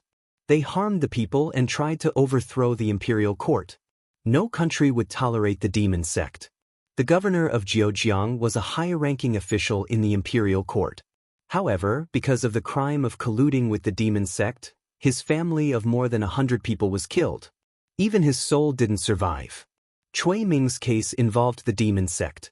It was a serious matter. Colluding with the demon sect was equivalent to treason. The Empress immediately ordered the Ministry of Justice and the Supreme Court to take control of the people in Princess Yunyang's residence. Anyone close to Cui Ming, whether they were officials in the imperial court or nobles in Luoyang, would be strictly interrogated without exception. After the imperial court was dismissed, the officials left with solemn expressions. After Li Mu walked out of the main hall, he didn't leave the palace. Instead, he went to Shangyang Palace. Before the imperial court was dismissed, he received a message from Shangguanli. The empress wanted to see him. Li Mu returned to the North County with a mission. He needed to meet the empress to report on his work. After arriving at Shangyang Palace, he told the empress everything that had happened, including the assassination attempt by Phantom Princess, how they caught her and let her escape. The Ministry of Justice and the Supreme Court acted quickly. As soon as Li Mu finished speaking, the Minister of Justice and the Minister of the Supreme Court asked for an audience outside Shangyang Palace. After the Empress issued the summons, the Minister of Justice and the Minister of the Supreme Court walked into the main hall. The Minister of Justice had a solemn expression as he said, "Your Majesty, a day ago, Cui Ming and Princess Yunyang went to the Divine Dragon Court to play and have yet to return. Your subject and the Minister of the Supreme Court went to the Divine Dragon Court and discovered that only Princess Yunyang was unconscious in her room. Cui Ming's whereabouts were unknown." Hearing this, Shangguan Li's expression changed slightly. She said, "Impossible. The internal guards have been watching Cui Ming. He has never left the Divine Dragon Court." Li Mu wasn't surprised. With Cui Ming's cultivation, there were countless ways for him to leave quietly. Obviously, the speed at which Cui Ming received the news was much faster than the speed at which Li Mu traveled. It was very likely that he and the demon sect were communicating with each other through some kind of magical item or secret technique. The Empress closed her eyes and pinched her fingers. After a while, she slowly opened her eyes and said sternly, "He went to the north. Send an order to the 36 counties." Princess Yunyang's husband, Cui Ming, colluded with the demon sect and framed an official of the imperial court. Once discovered, he is to be arrested immediately, dead or alive. "Yes, Your Majesty."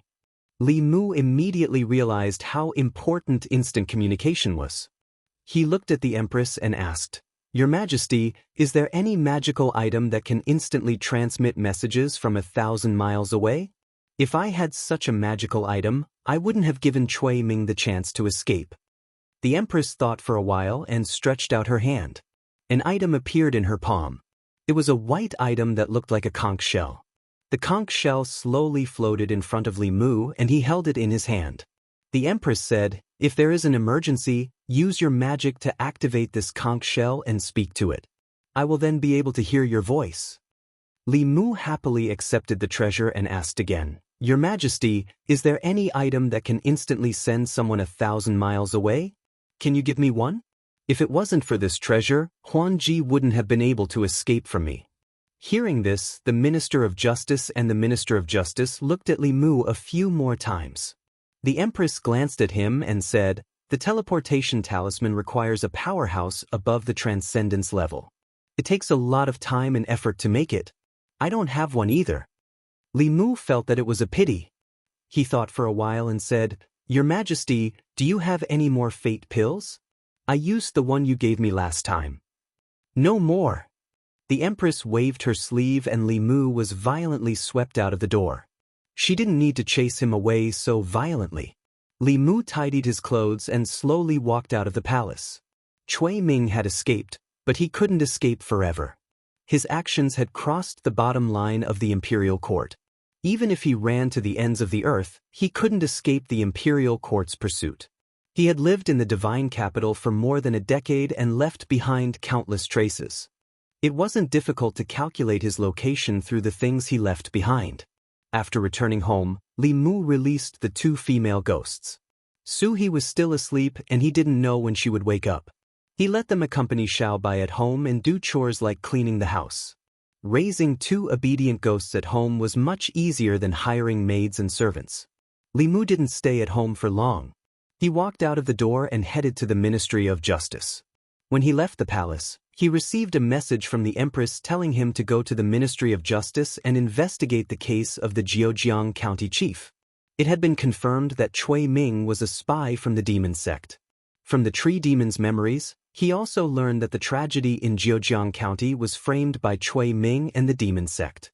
The so-called investigation was just to urge the Ministry of Justice to reverse the verdict for the Jianghu County chief. On the way to the Ministry of Justice, Li Mu's heart was heavy. Even if he reversed the verdict for the Jianghu County chief, it would be useless. The Jianghu County chief's entire family and more than 100 lives had been lost more than a decade ago. Even if the imperial court cleared their names today, they wouldn't be able to see it. Princess Yunyang's son-in-law was a member of the demon sect. This time, the entire Shao clan and its old clique would probably be in a panic. Most of the people in the divine capital were shocked that Cui Ming was a spy from the demon sect and gossiped about the Shao royal family scandal. However, very few people talked about the Jianghu County chief and his family, who had died unjustly. Li Mu arrived at the Ministry of Justice and explained his intentions to the Ministry of Justice's director. The imperial court had already concluded that the Jianghu County chief and his family had died unjustly. Li Mu was also acting under the Empress's orders, so the Ministry of Justice naturally didn't dare to be negligent. They mobilized all the officials to search for the case files of the Jianghu County chief from more than a decade ago. These files would be overturned and rewritten. The Jianghu County chief's injustice would also be cleared. Although this had nothing to do with him anymore, because colluding with the demon sect was a crime that could implicate 9 generations of his family and descendants had also died in the incident more than a decade ago. The director of the Ministry of Justice destroyed the old fake files one by one and sighed. After more than a decade, the Jianghu County chief has finally received justice. Zhou Zhong placed his hands behind his back and said indifferently, "Justice that comes late isn't justice." From the day he died, he would never receive justice. After saying this, he didn't speak again. The director of the Ministry of Justice thought about his words. He felt that the atmosphere was particularly heavy when the assistant minister and Li Mu didn't say anything. He took the initiative to change the topic. "Sir, a deputy county chief from Tianhe County of Hanyang County died in his home under mysterious circumstances a few days ago. The way he died was similar to the way the county chief from Ani County of Danyang County died. It seems like it was done by the same person. Although the two counties are thousands of miles apart and the two cases seem to be unrelated. However, after investigating, I found that the county chief from Ani County and the deputy county chief from Tianhe County were both officials in the Ministry of Personnel more than a decade ago." Zhou Zhong said calmly, "Send the files of this case to my office. I will send people to investigate. You don't have to worry about it." The director of the Ministry of Justice nodded. "I will go get it now." Li Mu stood in the Ministry of Justice and looked at the offices where the files were kept. He said, "I wonder how many more cases there are." Zhou Zhong said faintly, "Each of these scrolls represents a few souls of the deceased. Perhaps some of them were wronged, but not all of them are as lucky as the Jianghu County chief. Their injustice will last for thousands of years until the end of the world." How could Li Mu not know what Zhou Zhong said? There were so many cases of injustice. Very few of them could be redressed. Most of them would be buried in the river of history until the end of the world. It was the same in ancient times. After a while, Li Mu left the Ministry of Justice and Zhou Zhong walked back to the office. He glanced at one of the scrolls on the table. The scroll floated up, and a ball of fire suddenly appeared and engulfed the scroll. Soon, there was nothing left in the void. Not even ashes were left. Late at night, Li Mu lay on the bed, tossing and turning, unable to fall asleep. With more than 100 lives lost, The imperial court only needed to say that this was an unjust case caused by the demonic sect, and they could easily brush it aside. It was as if nothing had happened more than 10 years ago. This made him feel somewhat stifled and flustered. After a while, he took out the conch. After activating it with his mana, he asked softly, "Your Majesty, are you asleep?" Jianghu Palace. It was already past midnight. Zhou Yi lay on the bed, but she did not feel sleepy at all. To her, this palace was no different from a cage. This cage isolated her from family, friendship, love, and any other human emotions. Even during the day, when people came and went in the palace and officials filled the crepe myrtle shop, she often felt lonely. Every night, this loneliness would be infinitely magnified. There was no sound around her. It was as if there was only dead silence in the entire world apart from her. At a certain moment, a voice suddenly sounded in this dead silence. "Your Majesty, are you asleep?" His voice wasn't loud, but it brought endless vitality to this deathly silent world. Zhou Yi cleared her throat and made her voice dignified. She asked, "What is it?"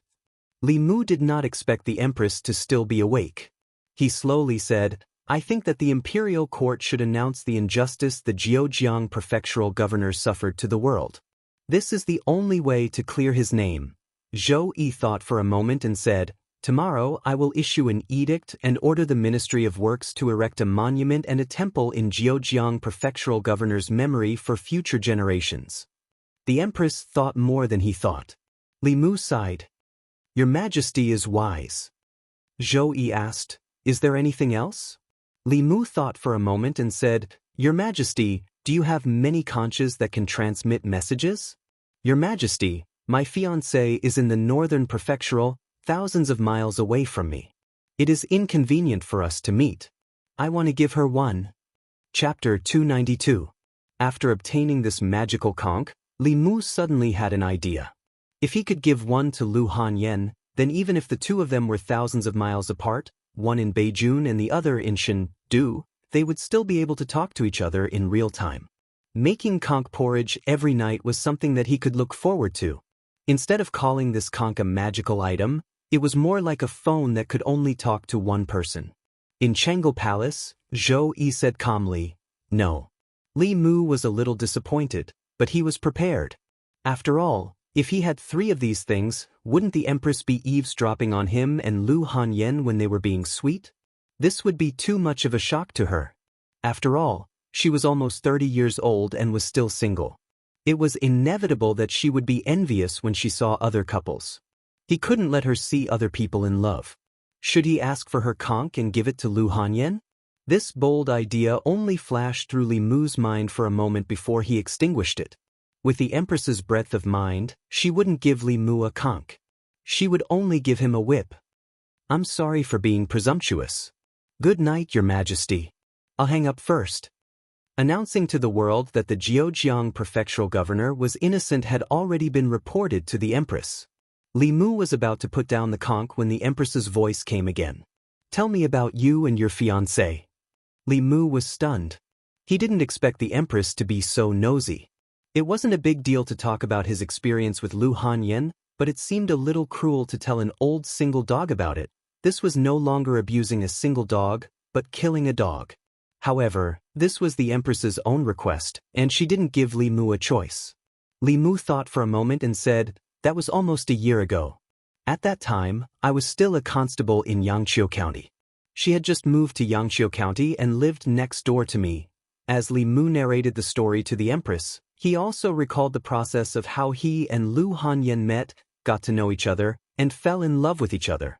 In his 2 lifetimes, he had only been in a serious relationship. From the beginning, the 2 of them were hostile to each other. Later on, they were inseparable. Who knew how many twists and turns they had gone through in the process?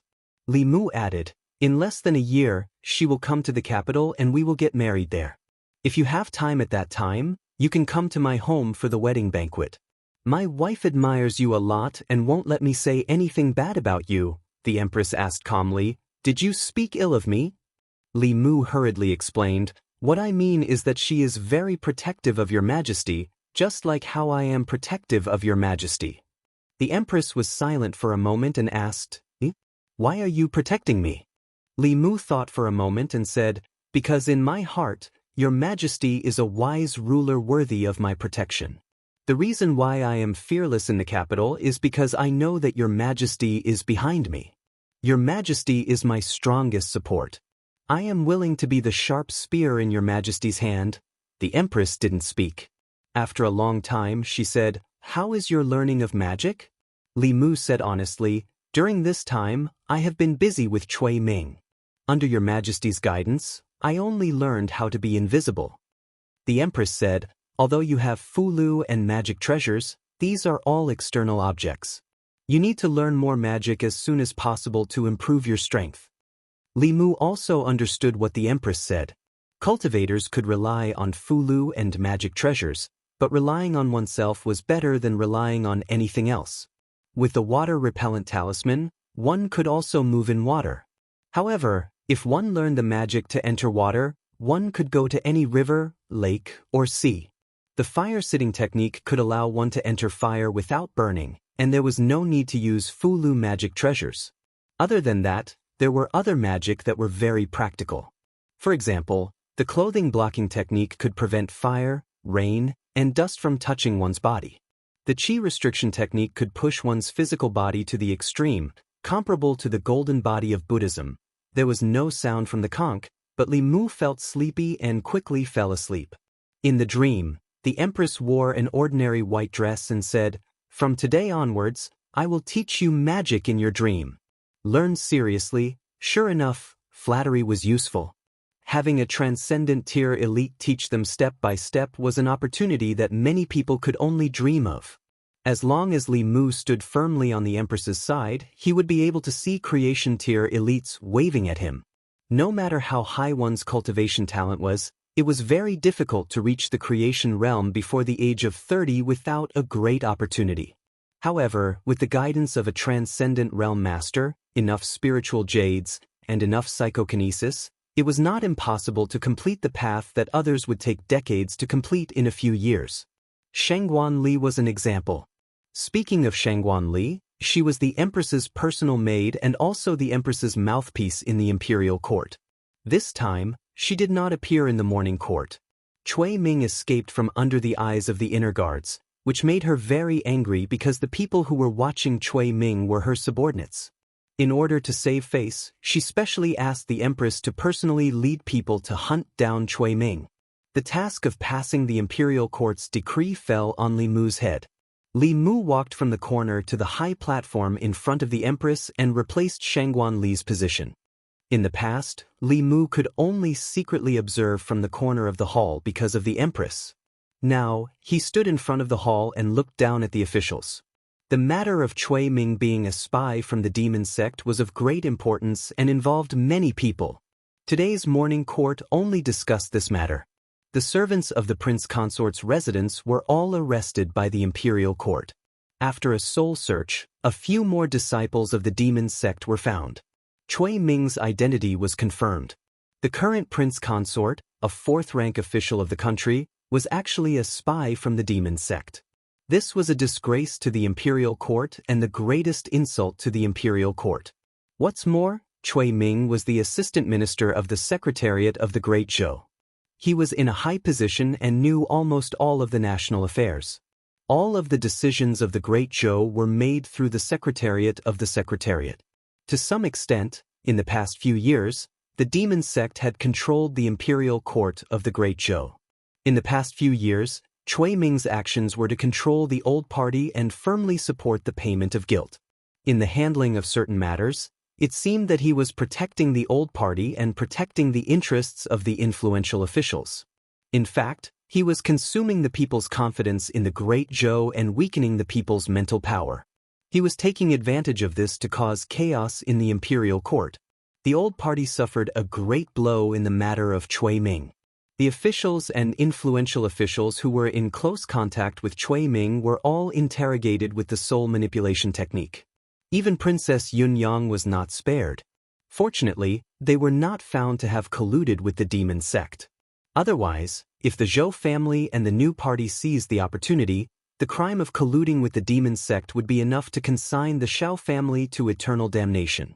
Of course, even so, some of the officials of the new party took advantage of this to impeach the old party members in the imperial court. Usually, the two parties argued until their faces turned red and they wanted to fight. This time, the officials of the old party could only endure silently.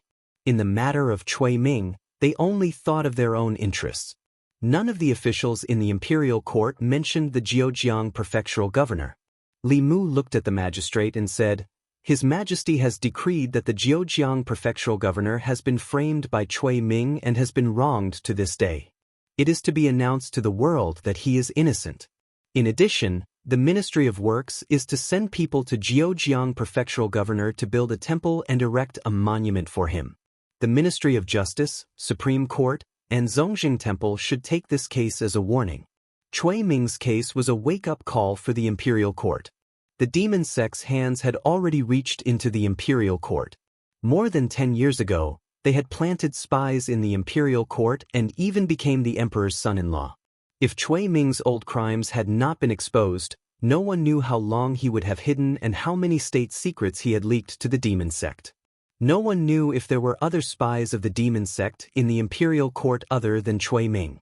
The internal guards were already investigating the officials in the imperial court.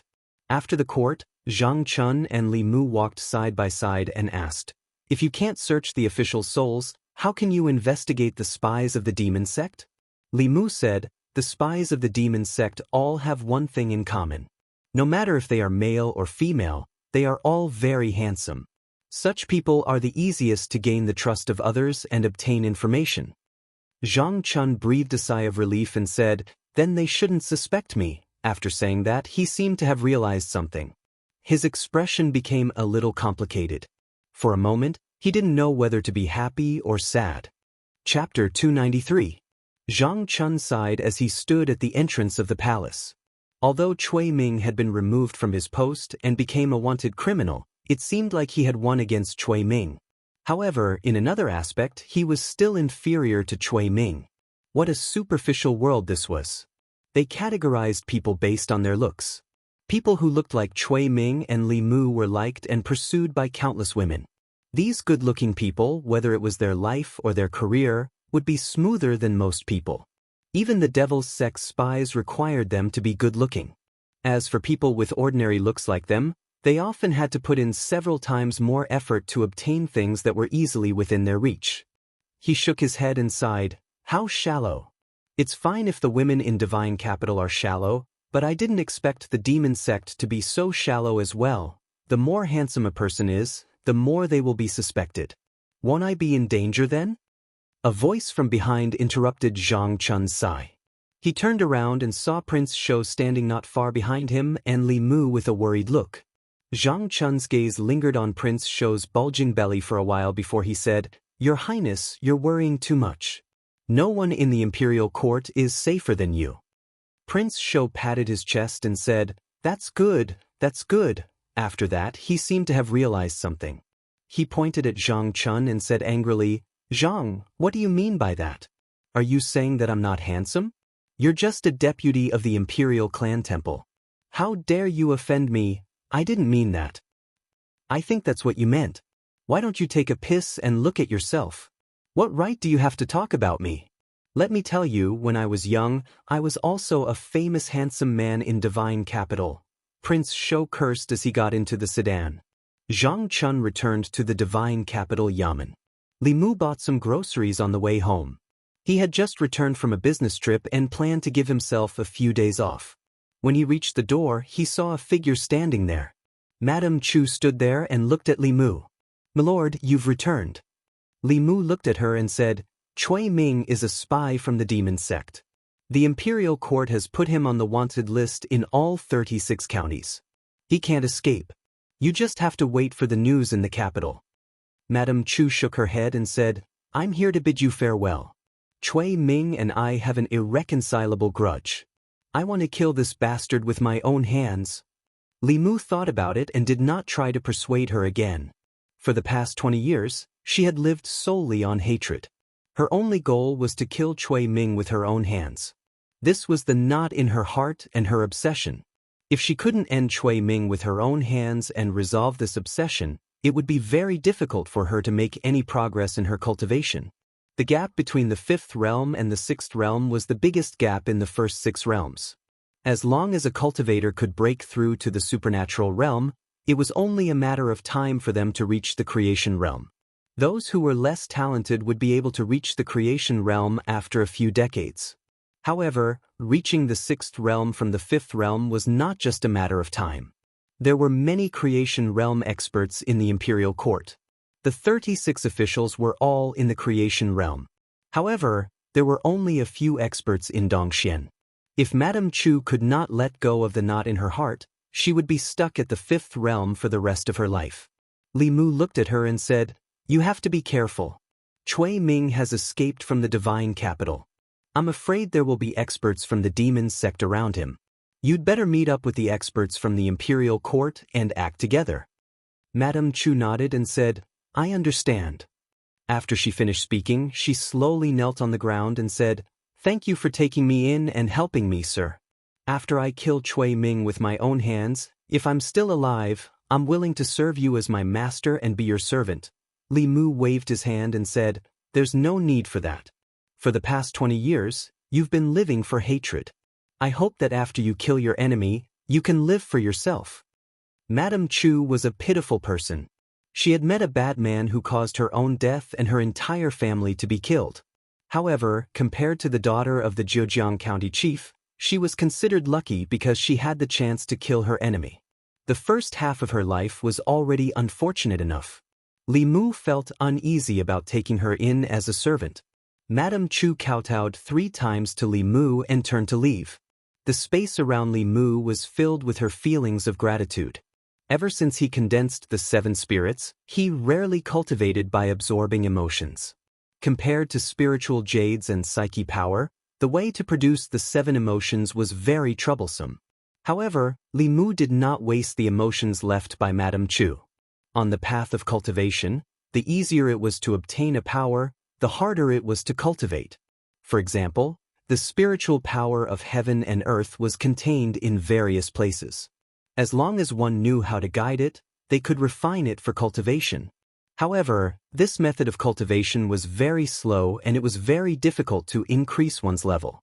As for special powers like the 7 emotions and psyche power, although they were very difficult to obtain, they could greatly increase one's cultivation speed. Li Mu's cultivation speed was so fast not because he had a pure yang body, but because the people of the divine capital were using psyche power to support his cultivation. Of course, the most important reason was that he had met the Empress. If the Empress had not given him enlightenment when he was at a bottleneck, Li Mu would probably still be stuck at the concentrating spirit realm. Not only did she help Li Mu break through to the next level, but in the past few nights, she had also used the dream entry technique to teach Li Mu divine abilities in his dreams. Under her guidance, Li Mu made rapid progress. In just 3 days he had mastered 2 divine abilities. Other than that, Li Mu would also play chess with her in his dreams and chat with her. Of course, most of the time, he was asking the Empress questions about his cultivation. After watching Madame Chu leave, Li Mu returned home and cooked dinner. After hesitating for a while, he took out the conch and activated it with his spiritual power. "Your Majesty, have you eaten?" There was no response from the conch for a long time. Just as Li Mu was about to put it away, the space in the courtyard rippled and the Empress appeared out of thin air. Li Mu was very envious of her ability to transform into a living person. However, the teleportation technique required one to be at the peak of Dongxian. He still had a long way to go. When he was in the north region, he used the nature pill to save Su He. Li Mu planned to care more for the Empress when he returned to the divine capital. She was actually just an ordinary woman trapped in a cage. This had nothing to do with her identity as an empress, nor did it have anything to do with her transcendent strength. What she needed the most was not power or strength, but family and friends. Li Mu could not be her family. He could only try his best to be her friend. Moreover, with the healing element Xiao Bai around, she should be able to experience some feelings that the Empress could not in the palace. After the meal, the Empress gave Xiaobai some pointers on her cultivation. Before she left, she suddenly looked at Xiaobai and asked, "Do you want to go to the palace with me to play?" Xiaobai was a little tempted. However, she first looked at Li Mu. Li Mu nodded and said, "If you want to go, you can go with Sister Zhou." As a single dog, she did not sleep in the middle of the night and made conch porridge with Li Mu just to listen to his love story with Lu Hanyan. It was enough to see how lonely the Empress was.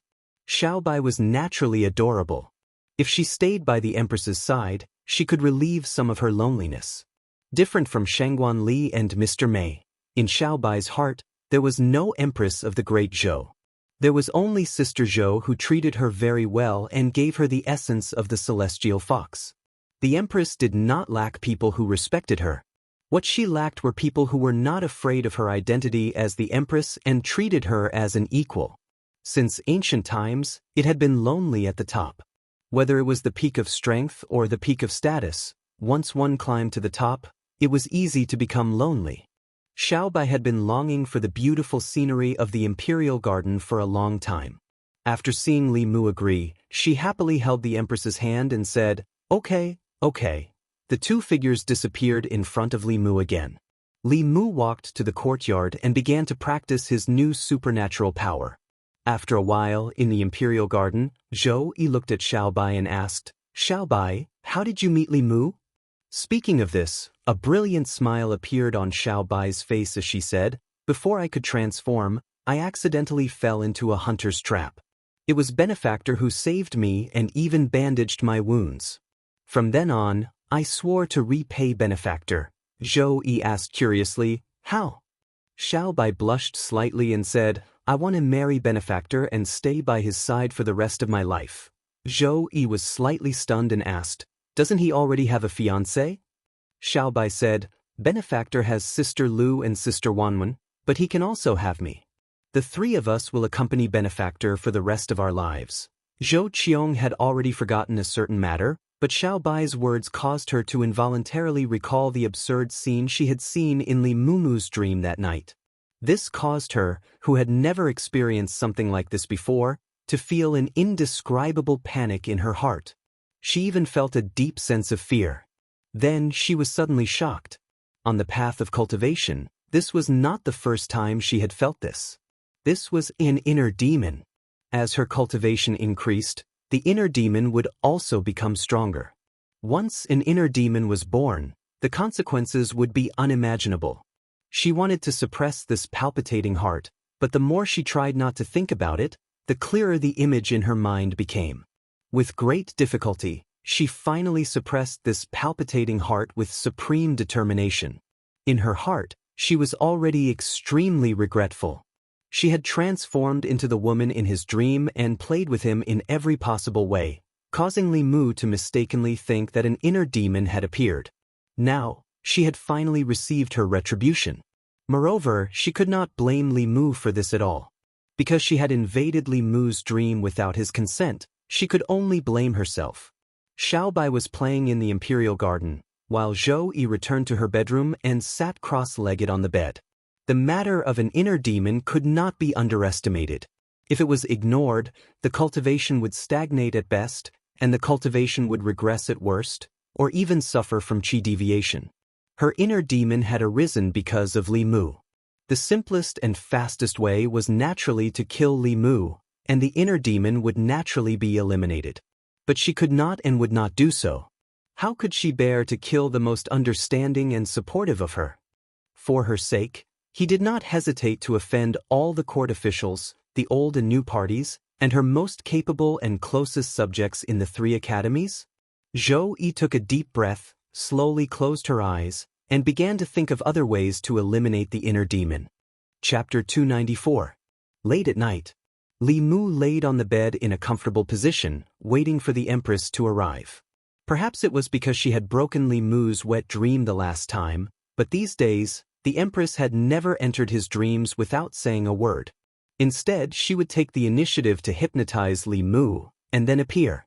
However, tonight, Li Mu waited for a long time, but the Empress didn't appear. He opened his eyes and took out the conch. After inserting his mana, he asked softly, "Your Majesty, "Are you not coming tonight?" No sound came from the conch. Li Mu waited for a while before putting it away. Although he didn't know what the Empress was busy with, it was obvious that she wouldn't be coming tonight. Li Mu didn't wait any longer and quickly entered the dream. Jianghu Palace. Zhou Yi lay on the bed, tossing and turning. As soon as she closed her eyes, the scene would appear in front of her. After a while, she got up from the bed and sat cross-legged. She forced herself to enter an ethereal state. The moon was bright and the stars were sparse. Li Mu stood in the courtyard and looked up at the full moon in the sky, deep in thought. For a few days, the Empress didn't appear in his dreams. Although she didn't appear often before, her identity wasn't exposed at that time. A few days ago, she entered Li Mu's dreams every day to teach him spells. Not only that, during the morning court session today, the seat that should have been his was replaced by Lady Mei. She said that it was the Empress's arrangement.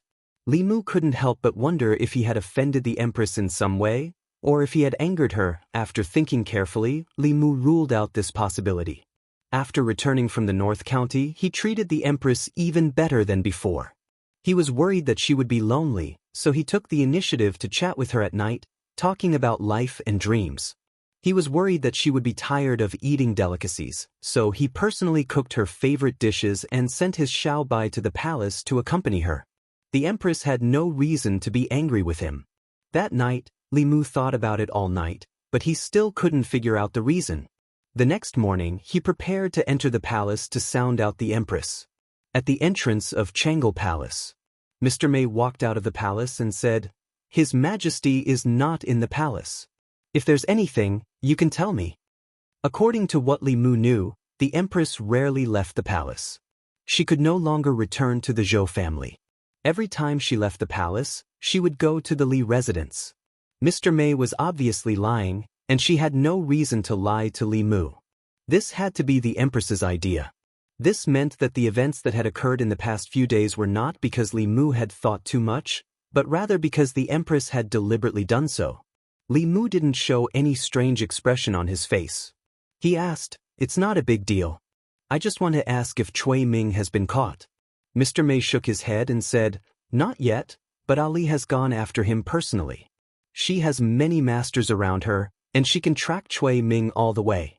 He can't escape." "That's good."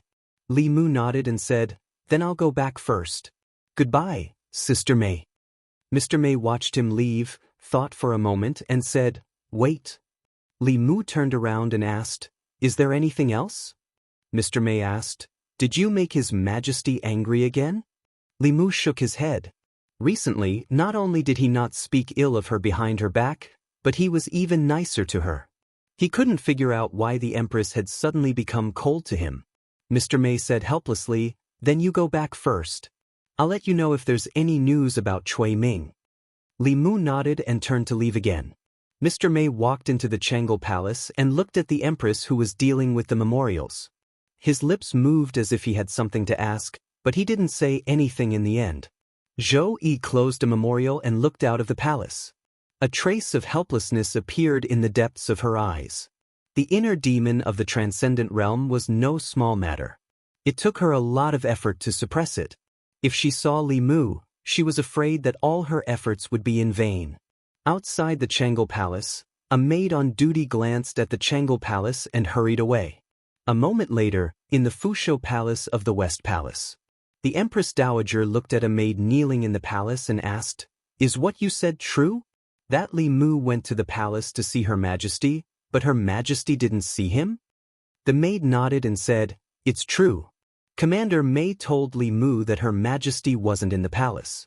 But I saw with my own eyes that Her Majesty entered the Jianghu Palace 15 minutes ago and didn't come out after that. She must have deliberately not seen him."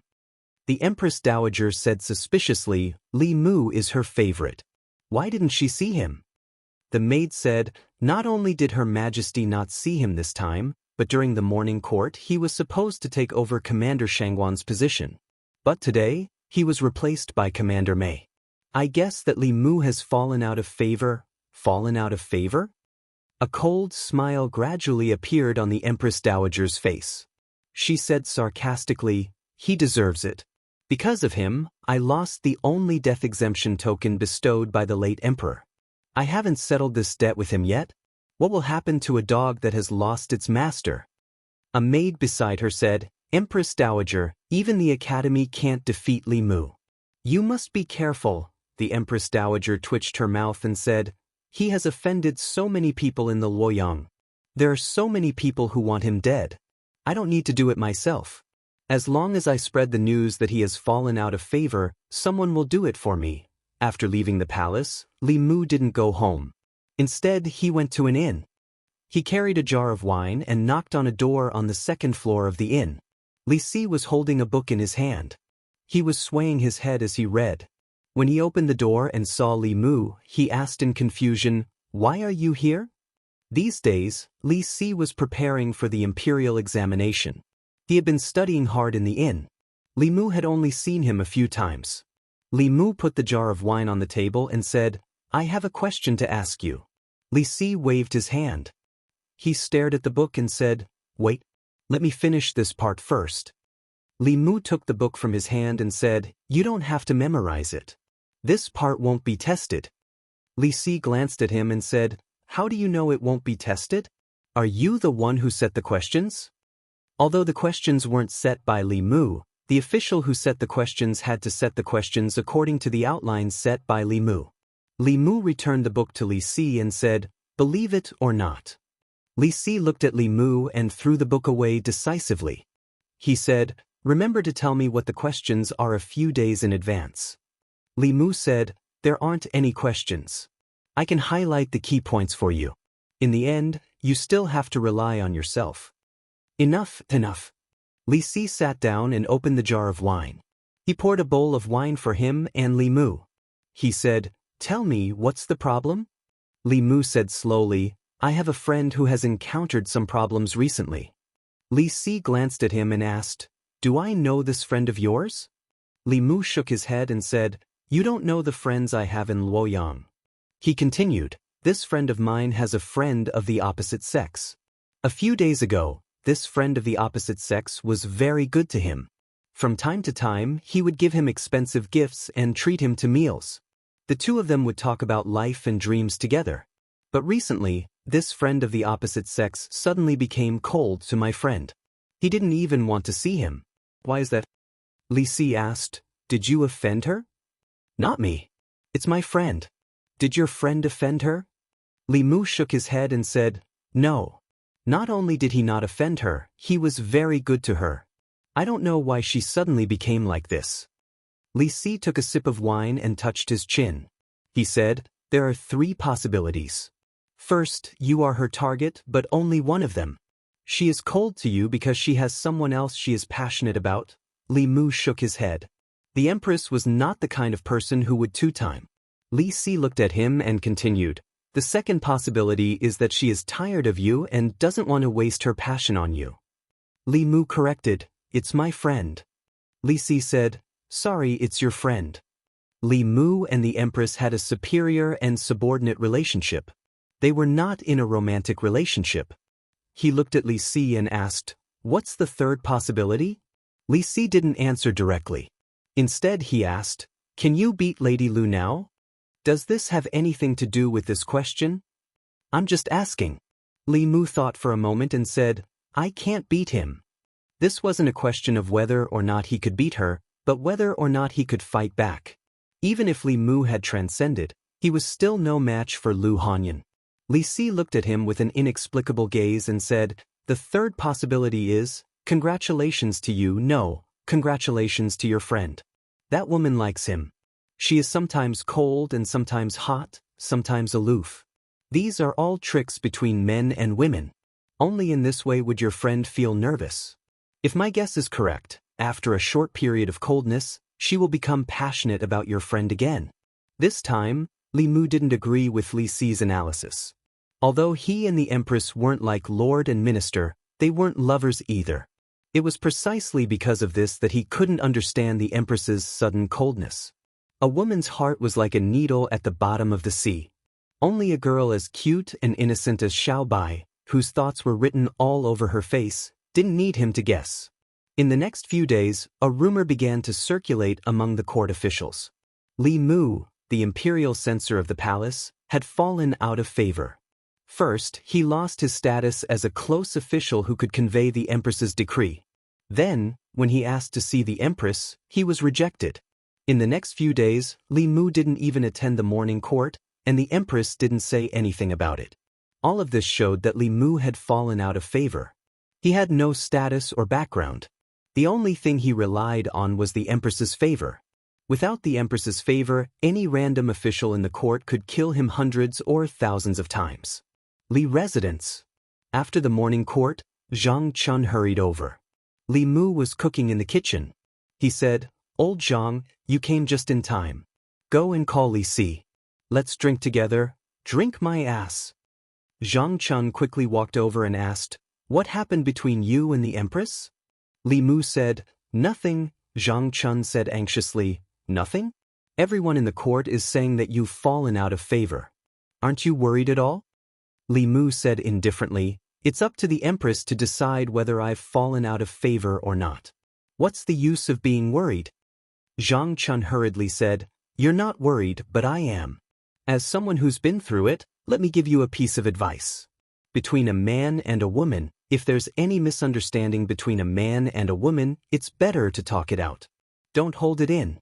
The longer you hold it in, the bigger the problem." Chapter 295. In order to clear the misunderstanding, Li Mu had to know what the misunderstanding was. He had done nothing wrong, but he was treated like this. Anyone would be angry. Zhang Chun tried his best to persuade him. The consequences of this are very serious. Think about it. You've offended so many people in Fairy's capital. Once you lose His Majesty's protection, many people won't be able to stop themselves from attacking you. As soon as he finished speaking, there was a knock on the door of the Li residence. Li Mu walked to the door and saw two constables standing outside. One of the constables looked at Li Mu and said nervously, "Lord Li, there's a case that involves you.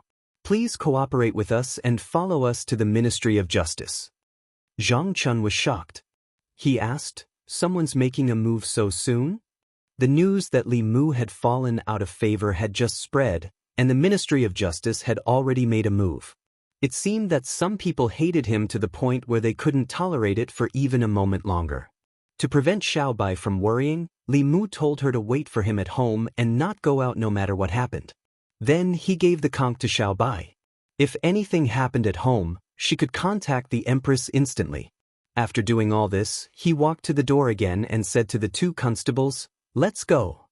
On the way to the Ministry of Justice, Li Mu asked the constable, "What case am I involved in?" The constable shook his head. "It's not convenient for me to reveal this. You'll know when you reach the Ministry of Justice." When he spoke to Li Mu, he was still cautious. The emperor's heart was unpredictable. Who knew if Li Mu had really fallen out of favor? If he was favored again in a few days, wouldn't the people who offended him be in big trouble? "Constable Li, where are we going?"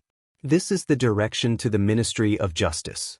"Is Constable Li going to the Ministry of Justice to cause trouble again?" Quick. Follow Constable Li." After so long, there's finally something to watch. Every time Li Mu went to the Ministry of Justice, there would be a large crowd of people following him. However, this time, he wasn't the one bringing criminals to the Ministry of Justice. He was the one being sued.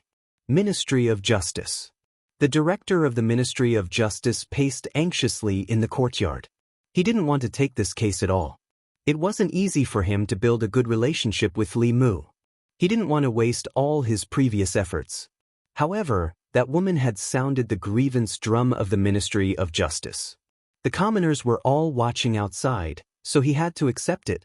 A moment later, he walked to the assistant minister's office and bowed to Zhou Zhong, who was sitting behind the table. He said, "Sir Assistant Minister, this case involves Master Li. I am worried that there will be a wrong judgment. How about we let Sir Assistant Minister preside over this case?" Zhou Zhong stood up and said, "All right." Li Mu arrived at the Ministry of Justice and entered the court. He saw Zhou Zhong sitting at the front, and a woman kneeling at the front. The woman was in her early 20s. Her hair was messy, and her face was filled with fear. When she saw Li Mu, she retreated a few steps, and her eyes were filled with terror. This was the first time Li Mu had seen this woman, but she seemed to be very afraid of him. Zhou Zhong looked down at Li Mu and asked, "There is a case that involves Imperial Censor Li. I will now ask you a few questions, and I hope you can answer truthfully." Li Mu said calmly, "Go ahead, Assistant Minister Zhou." Zhou Zhong said, "Where were you last night at midnight?" Li Mu said, "I was resting at home. Last night, he had been waiting for the Empress to fall asleep, and only slept very late." Zhou Zhong asked, "Is there a witness?" At midnight, Xiao Bai had already fallen asleep in her room. Li Mu shook his head and said, "No." Zhou Zhong said, "The person kneeling in front of the court is a woman from Yonghe Lane. She came to the Ministry of Justice today to report that she was raped at home last night at midnight. According to her, the person who raped her was you, Imperial Censor Li. Do you have anything to say about this?" Li Mu looked at the woman and said, "I was at home last night and did not go out. It is even more impossible for me to go to Yonghe Lane and rape her. Why is this lady falsely accusing me?" Zhou Zhong looked at Li Mu and said, "If Lord Li has a clear conscience, can you allow me to perform a soul search?" A soul search was different from a soul search. Under a soul search, a person's memories would be flipped through without any secrets. A soul search was only used to ask specific questions, and was most often used by the government during investigations. A soul search was useless against Li Mu. The art of tranquility could keep one's heart calm at all times. Not to mention Zhou Zhong, even the Empress could not use a soul search to find out the secrets in Li Mu's heart. He said directly to Zhou Zhong, "Assistant Minister Zhou's soul-searching technique is useless against me.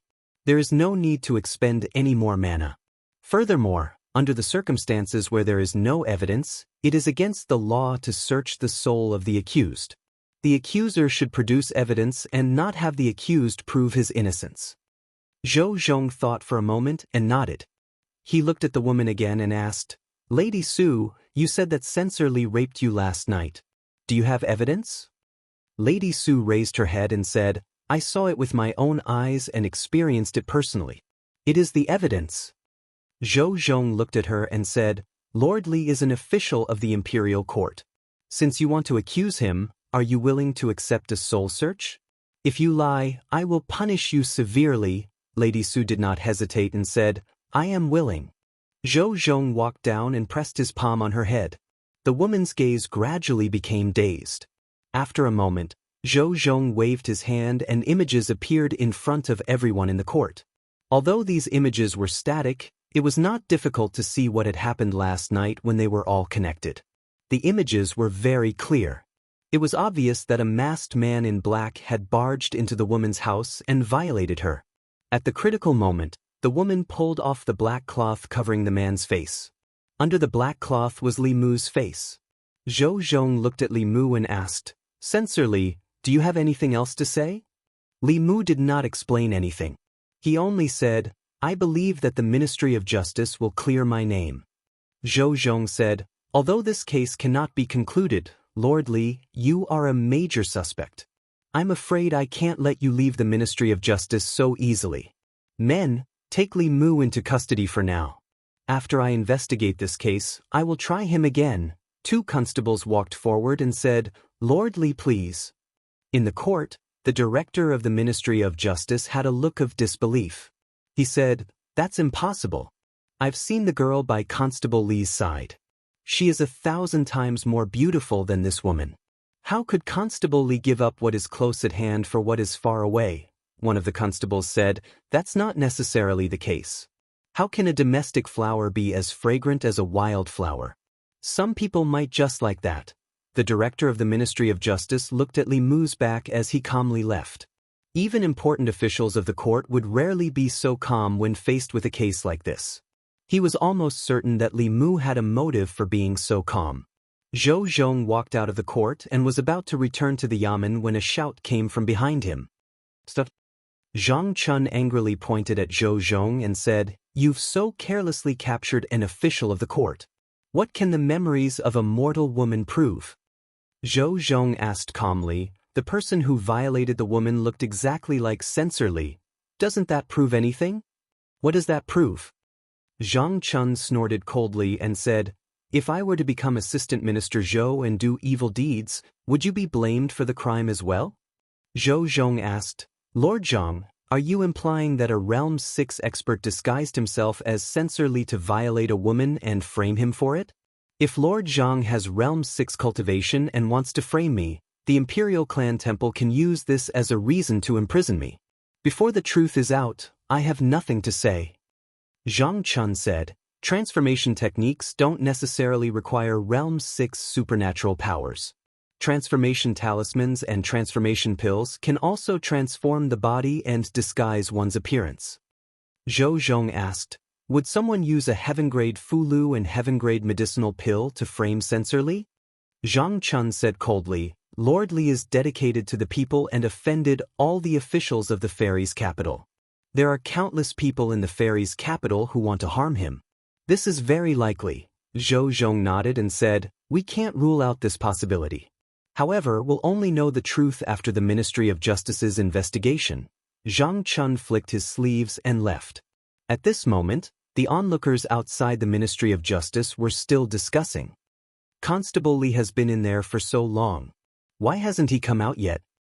"I don't know what happened either. Sigh, someone's coming out." A constable from the Ministry of Justice walked out and waved at the crowd. He said, "What are you all doing here? Disperse, disperse." Some of the people went up and asked, "What happened in there? Why hasn't Constable Li come out yet?" "Constable Li?" The constable smiled disdainfully and said, "To tell you the truth, I'm afraid Constable Li won't be coming out this time." "What? What the hell is going on? Why can't Constable Li come out? Tell us clearly or we won't leave today." Seeing that the crowd was getting more and more agitated, the constable was worried that the officials would hold him accountable if things got out of hand. He hurriedly said, "Your Constable Li is involved in a case of rape and has been sent to the Ministry of Justice's prison. Don't crowd around here. Disperse, disperse." As soon as he finished speaking, the onlookers were stunned for a moment before an even bigger commotion broke out. King Bulsh T. How dare you insult Constable Li? Constable Li isn't that kind of person. The Ministry of Justice must be trying to frame Constable Li. Dog official, Constable Li is such a good person. How dare you frame him? Everyone shout with me. Release him, release him. Release him. Release Constable Li. Inside the Ministry of Justice, hearing the deafening shouts outside, the constable of the Ministry of Justice sighed. "If the people of Fairy's capital could treat me like this one day, my years as an official would have been worth it." An old official from the Ministry of Justice sighed. "The person behind this is really scheming. No one knew about this at first, but with this commotion, everyone in Fairy's capital will know about it very soon. At that time, some people will definitely believe it. It's easy to ruin one's reputation, but it's hard to build one's reputation. If you want to kill someone, you have to go for their heart first." In a certain mansion in the North Court, a continuous conversation could be heard from a room. When the sound reached the door, it seemed to be blocked and absorbed by something and completely disappeared. "Is that woman all right? She'll be fine. I asked someone to use the form disguise pill to transform into Li Mu's appearance. In that woman's eyes, the person who raped her was Li Mu. Even if the Ministry of Justice searched her soul, they would only see Li Mu. What if the Ministry of Justice searched Li Mu's soul? He's a cultivator and can tamper with his memories. Even if the Ministry of Justice searched his soul, the results wouldn't be enough to use as evidence. That woman is immortal, so her memories are more credible. But there will still be flaws. That's not important. Whether there are flaws or not depends on whether Li Mu is still favored or not. If His Majesty no longer protects him, he can be sent to his death with any random reason." After a short silence, a gnashing voice could be heard from the room. "He must die." Outside the Ministry of Justice, the people shouted for a while, but there was no response from the Ministry of Justice. Gradually they fell silent. When Constable Li worked for the people, he was fearless. No matter if the other party was an official or a noble, or even the high and mighty academy, he would always seek justice for the people. However, when he was imprisoned in the Ministry of Justice and the people wanted to seek justice for him, They realized that there was nothing they could do other than stand at the entrance of the Ministry of Justice and shout weakly. Constable Li can't be such a person. Someone must be framing him. He has offended too many people for the sake of the people. How can these people tolerate him? I heard that Constable Li has fallen out of favor with His Majesty. Perhaps that's why those people attacked Constable Li. But why did Constable Li fall out of favor? He has always worked for the people and for His Majesty. The expressions on the people's faces changed from helplessness to worry. At this moment, someone in the crowd suddenly said, "You may know a person for a long time without understanding his true nature. Perhaps that Li Mu has always been pretending. This is his true nature. Otherwise, why would the Ministry of Justice arrest him?" As soon as that person finished speaking, someone grabbed him by the collar and pulled him out of the crowd. A burly man lifted him up and glared at him. He shouted, "Who do you think you are? How dare you speak of Constable Li like that?" When Constable Li was beating up those hedonistic villains and abolishing the Silver Penalty Act for the people, where were you? When Constable Li struck young ruffian Zhou with lightning and made the decision for that pitiful family, where were you? When Constable Li fought against the 3 major academies and cried out for the countless victims in Fairy's capital, where were you? Now that Constable Li is being framed, you jump out. Tell me, are you hired by the person who framed Constable Li? What are you trying to do by slandering Constable Li? It would have been better if that person didn't speak. Once he did, the indignant anger in the people's hearts finally found an outlet. In the past 3 months, Li Mu had used his actions to prove what kind of person he was. No one in Fairy's capital had the right to criticize him. Although they were in the great Zhou's capital of Fairy's capital, they had always been shrouded in darkness. It wasn't until Li Mu's appearance that the people finally saw a ray of light. Li Mu shone brightly in the hearts of the people of Fairy's capital. The only thing more dazzling than him was the sun in the sky. At this moment, he was being framed and someone was taking advantage of the situation to sow discord. This completely enraged the people who were already angry. In an instant, the people punched and kicked. The person who slandered Li Mu was immediately buried in their punches and kicks.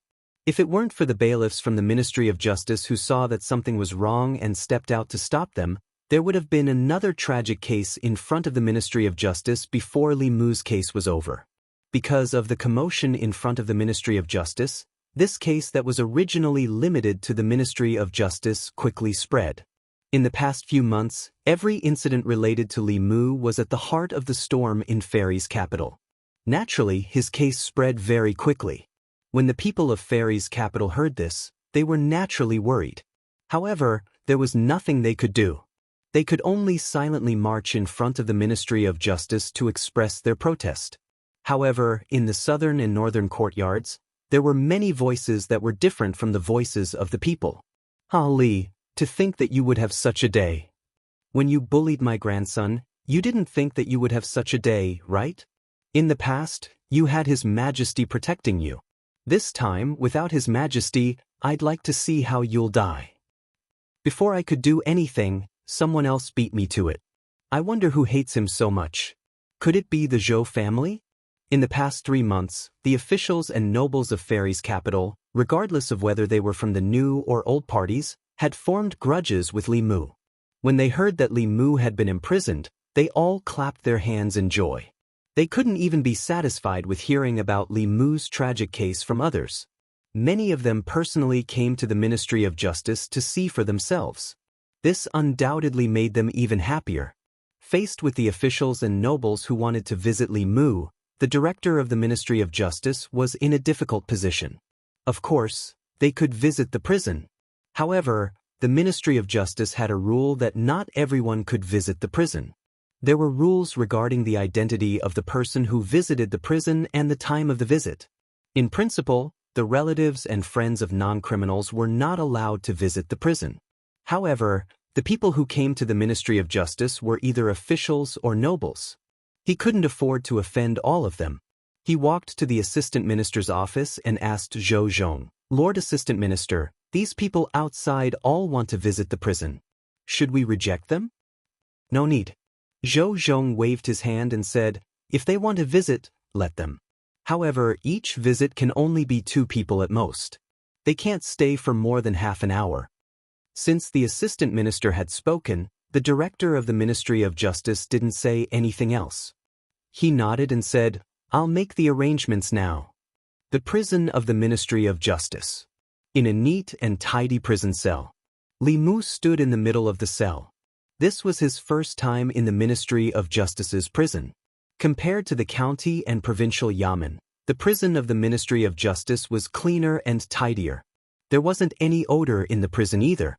Zhou Zhong had arranged a good cell for him. The inside of the cell was spotless. Li Mu had wanted to use his spells to clean it up, but later found that there was no need. He wasn't shackled and his mana wasn't restricted. If he really wanted to leave, the prison of the Ministry of Justice wouldn't be able to hold him. However, he wasn't in a hurry to leave. He wanted to know who was so impatient that they were willing to use fulu and pills just to frame him. Footsteps came from outside. 2 people appeared outside the cell. One of them was someone Li Mu had seen before. It was the vice director of the Ministry of Revenue, Wei Teng. The other person was someone Li Mu didn't recognize. The person stood outside the cell and took the initiative to introduce himself. "Lord Li may not know who I am. Let me introduce myself. I am the director of the Ministry of Rights, Zhu Qi. Zhu Tsong is my son." Li Mu had already noticed that this person looked similar to Zhu Kong. He glanced at the 2 of them and asked, "What are you doing here?" Zhu Qi said, "I was shocked to hear that Lord Li was imprisoned. I wanted to come and take a look." Wei Teng quickly followed and said, "Lord Li is a pillar of the country and a favorite of His Majesty.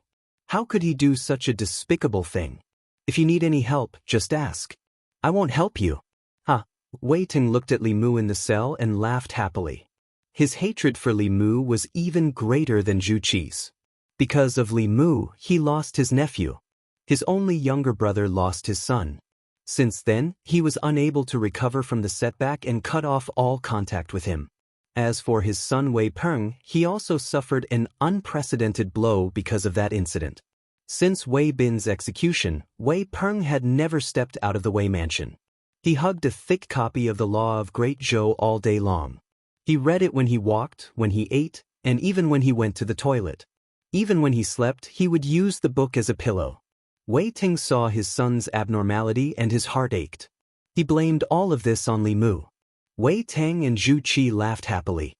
Li Mu looked at them indifferently and said, "Scram." Wei Tang's face darkened. He said sternly, "Don't you know where you are? Don't you know your own situation? What right do you have to be arrogant in front of us?" Zhu Qi sneered and said, "I'd like to see how long you can be arrogant." At this moment, a prison guard walked in and said to the 2 of them, "Lords, it's time to visit the prisoners." The 2 of them looked at Li Mu mockingly again and turned to leave. Li Mu watched the 2 of them leave. He shook his head and said in a low voice, They were not the ones who framed him." Soon, another person walked in from outside. It was an old man with white hair and a face full of wrinkles. As soon as he entered the cell, he looked at Li Mu and said, "Lord Li, do you know me?" Li Mu glanced at him and asked, "Who are you?" The old man snorted and said, "I'm the deputy of Taichung Temple. 2 months ago, you beat up my grandson 3 times and broke 5 of his ribs. You don't know who I am?" Li Mu said, "Is the Prime Minister of Taichung Temple senile? The one I hit was your grandson, not you. Why should I know you?" The deputy of Taichung Temple pointed at him and said in a trembling voice, You're too arrogant," Li Mu said coldly. "It's not the first time I've been so arrogant. Is this the first time you know?" The Taichung Temple deputy prime minister had come to mock Li Mu, but he did not expect that not only did Li Mu fail to mock him, but he also angered himself. He pointed at Li Mu, his beard trembling, and said angrily, I'll wait and see if you can still be so arrogant in a few days." After saying this, he angrily stormed off in a huff. Li Mu looked at the back of the deputy of Taichung Temple and shook his head. He said, "Not really. The director of the Ministry of Rights, the minister-counselor of the Ministry of Revenue, and the deputy of Taichung Temple were the first to mock him. Obviously, they were not the ones behind the scenes." Li Mu sighed as he stood in the prison cell. Usually he did not care. It was only at times like this that he realized how many enemies he had in Chengdu. There were so many that he did not even know who the mastermind was. A voice came from the door again, and Li Mu's gaze followed it. His enemies in Chengdu were honest. They seemed to be afraid that they would come too late. After Li Mu was released from prison, they came to the Ministry of Justice one after another to sightsee. The two people who came this time were both women, and they weren't young either. One of them had a rather charming figure, and was a young woman around 30 years old. The other person was even older, and didn't even have a hint of charm. The two of them did not come close. They only glanced at Li Mu from afar and turned to leave without saying a word. The woman next to the young woman looked at Li Mu with a gaze filled with bone-deep hatred.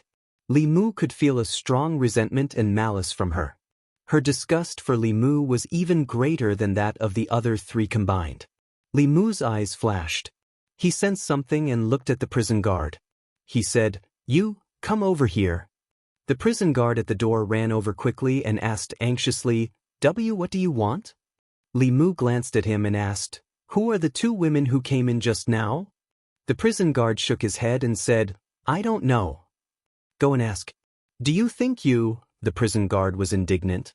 After exchanging glances with Li Mu, he could not help but tremble and run out quickly. After a while, he ran back in and said, "I asked. It's the fourth madam of the Zhou family and the wife of the Minister of Rights." The wife of the Minister of Rights is the daughter of the fourth madam of the Zhou family. Director Zhou, Li Mu said the name softly. His guess was confirmed. There were many people in the divine capital who hated him, but Zhou Ting and his wife were definitely two people who hated him to the core. Their only son had died at the hands of Li Mu. Li Mu had always been wary of Zhou Ting, but after Zhou Ting left office, he stayed in the Zhou family and did not leave. Li Mu thought that he was plotting a bigger scheme, but he did not expect that the first to act would be his wife. Since he had found the mastermind, there was no need for him to stay in the Ministry of Justice. He looked at the prison guard again and said, "Call Zhou Zhong over." The prison guard did not dare to talk back this time and ran out. Not long after, Zhou Zhong walked slowly into the prison. He looked at Li Mu and asked, "Censor Li, do you have anything else to say?" Li Mu said indifferently, "That woman's matter has nothing to do with me. Someone framed her." Zhou Zhong shook his head and said, "Lord Li's one-sided statement cannot be used as evidence." Li Mu asked, "Did the person who raped that woman succeed?" Zhou Zhong said, "That woman from the Su family had her chastity taken last night." Li Mu looked at him and said, "If that's the case, then this case cannot be done by me." Zhou Zhong asked, "Why?" Li Mu's face showed a trace of unnaturalness. He said, "Because this official hashtag at yen asterisk." Zhou Zhong took a step forward and tilted his ear. He said, "I didn't hear you clearly. Please repeat yourself, Lord Li." Li Mu's forehead darkened. He gritted his teeth and said, "Because this official's primordial yang is still there." Zhou Zhong's expression was clearly stunned. Not only him, but even the prison guard was stunned. The two of them had never imagined that Li Mu would be able to use such a reason to clear himself of suspicion. But when they thought about it carefully, it seemed that no testimony would be as powerful as this one. This was a special case to begin with. That woman had been raped and her chastity taken. Naturally, that criminal had done something indescribable with her. In other words, the criminal of this case had to be someone who had been through it before. It was impossible for him to be a virgin.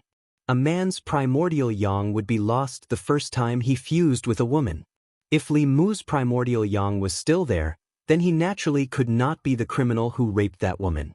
After Zhou Zhong came back to his senses, he looked at Li Mu and said, "I'll have to trouble Lord Li to extend your right hand." Li Mu impatiently extended his hand. Zhou Zhong was clearly not like Xiao Bai, who could see through his chastity with a single sentence. Zhou Zhong placed his hand on Li Mu's wrist and withdrew it a moment later. He immediately ordered the prison guard behind him, "Open the door." The prison guard hurriedly took out a key and opened the door. Li Mu walked out of the cell and glanced at Zhou Zhong. He said, "The Ministry of Justice, I'll remember this." Zhou Zhong shook his head and said, "You can't blame the Ministry of Justice. If Lord Li had been able to produce this evidence in court, Then you wouldn't have been temporarily detained. Zhou Zhong was speaking nonsense. There were so many people in court. Using such a method to prove his innocence in front of those people was shameless, but Li Mu was. This was one reason. The other reason was that Li Mu wanted to lure the snake out of its hole, to draw out the true mastermind behind this case. Zhou Zhong walked to the door of the prison and extended his hand. He said, "Lord Li, please," at the same time that Li Mu and Zhou Zhong walked out of the prison, in the Li residence. Xiaobai was anxiously pacing around in the courtyard. Although she didn't go out, she still heard the people outside talking about the matter. Her benefactor was in danger, but she couldn't help at all. In the end, she gritted her teeth and took out a conch. After activating it with her mana, she said with a sobbing voice, "Sister Zhou, please save my benefactor, Chang'e Palace." Zhou Yi, who was sitting cross-legged on the brocade couch, entered an ethereal state to avoid her inner demons. Suddenly, she opened her eyes. She waved her hand lightly and an image appeared in front of her. It was the image of Li Mu being locked up in the Ministry of Justice's prison. Her expression changed slightly. Her figure flashed and appeared outside Chang'e Palace. She asked, "What happened to Li Mu?" Mr. Mei had also just received the news and was hesitating whether he should inform the Empress. He immediately said, "Your Majesty, Li Mu was framed and locked up in the Ministry of Justice's prison." She finally could not hold back the doubts in her heart these past few days and asked, "Your Majesty, what did Li Mu do to make Your Majesty unhappy?" Zhou Yi was puzzled. "Why do you ask?" Mr. Mei said helplessly, "Please forgive Mei Wei for asking too much. Your Majesty has been too cold to him these days, so much so that there are rumors in the court that Your Majesty is dissatisfied with him. Li Mu has fallen out of favor. The only reason he can live peacefully in the fairies' capital is because Your Majesty has his back. He can't live without Your Majesty. Once Your Majesty abandons him, the various forces in the fairies' capital will make a move on him." Zhou Yi couldn't tell Mei Wei that she was avoiding Li Mu because she wanted to control her inner demons. She also didn't expect that her actions would cause such serious consequences. Mr. Mei continued, "Li Mu can't live without Your Majesty. Your Majesty's actions will disappoint him. With his personality, Your Majesty might lose him forever." Not only Li Mu couldn't live without her, but she couldn't live without Li Mu either. In this cold court, only Li Mu could bring her some warmth. Zhou Yi had already realized the severity of the situation. She said, "Go to the Ministry of Justice and bring him out immediately." "Forget it, I'll go myself." As soon as he finished speaking, his face turned into Mr. Mei's and he disappeared into thin air. Ministry of Justice. Li Mu walked out of the prison and found a group of people outside. The director of the Ministry of Rights, the minister of the Ministry of Revenue, and the minister of the Taichung Temple hadn't left yet. They were shocked when they saw Zhou Zhong and Li Mu walk out. Why is he out? Why did the Ministry of Justice let him out? Is there any law here? Zhou Zhong walked in front of them and said, "This case has nothing to do with Lord Li. The Ministry of Justice caught him by mistake." The minister of the Taichung Temple said angrily, "That woman has already identified him. You've also searched her soul. This case was obviously done by Li Mu. How can you protect him like this?" Zhou Zhong said calmly, "The Ministry of Justice only cares about evidence when handling cases. Lord Li has evidence to prove that this case has nothing to do with him." The director of the Ministry of Rights said in disbelief, "What evidence?" Zhou Zhong glanced at Li Mu and said, "Lord Li is still a Yuanyang body." As soon as he finished speaking, there was silence in the room. There was no better reason than this to clear him of suspicion in this case. After all, it was impossible for a rapist to still be a virgin after the rape. Perhaps even the mastermind behind the scenes would never have guessed that Li Mu was a fledgling. They couldn't understand why Li Mu was such a handsome man. He could have any woman he wanted. How could he be a virgin? Moreover, the woman beside him was so beautiful. How could he hold himself back? Was he even a man? Seeing everyone's eyes and expressions, Li Mu wished he could sew Zhou Zhong's mouth shut. However, he was no match for Zhou Zhong.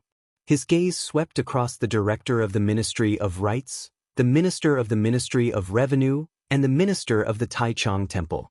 he said, "You guys are very good." The three of them felt a chill run down their spines, straight to their heads. No one expected that Li Mu would be able to escape so quickly. Based on his past temperament, the three of them probably wouldn't have a good life in the future. Looking at Li Mu's back as he left, the director of the Ministry of Rights said with a pale face, "What do we do now?" The minister of the Ministry of Revenue snorted and said, "What are you afraid of? The current Li Mu is no longer the Li Mu of the past. Without His Majesty, what is he?" The minister of the Taichung Temple was also relieved. He agreed and said, "That's right. He escaped once, but can he escape a second time or a third time? There are countless people in Luoyang who want him dead. He won't be able to jump around for long." The three of them comforted themselves in such a way, and their anxious hearts finally relaxed. Zhou Zhong glanced at them and asked, "Are the three of you so sure that Li Mu has really fallen out of favor?" The three of them, who had just relaxed, suddenly became worried again. The director of the Ministry of Rights asked, "Sir Zhou, what do you mean by that?" Zhou Zhong shook his head and said, "It's hard to fathom a ruler's heart. Once in favor, once out of favor, once out of favor, and once again back into favor. This has happened a lot in history. You guys are too impatient." When Li Mu walked out of the Ministry of Justice, he was surprised to see Mr. Mei walk in. Mr. Mei was surprised to see Li Mu. He asked, "Why did you come out?" Li Mu said, "I didn't do it in the first place. It'll be fine as long as I explain it clearly." Mr. Mei asked, "How did you explain it?" Li Mu waved his hand and said, "That's not important." He looked up at the sky and said, "It's almost lunchtime. Sister Mei, do you want to go home with me and have a meal before going back to the palace?" Mr. Mei thought for a moment and said, "His Majesty hasn't eaten yet." "I'll go back and ask His Majesty first," Li Mu said lightly. "It's better not to call His Majesty. There's not enough food at home. There's only enough for 3 people. Mr. Mei said, "Then I'll go to the market with you to buy some food." Li Mu shook his head and said, "Forget it. I suddenly don't feel like cooking. I'll just go back and eat some steamed buns and salted vegetables with Xiaobai." "Goodbye, Sister Mei." Mr. Mei watched Li Mu's figure disappear from her sight.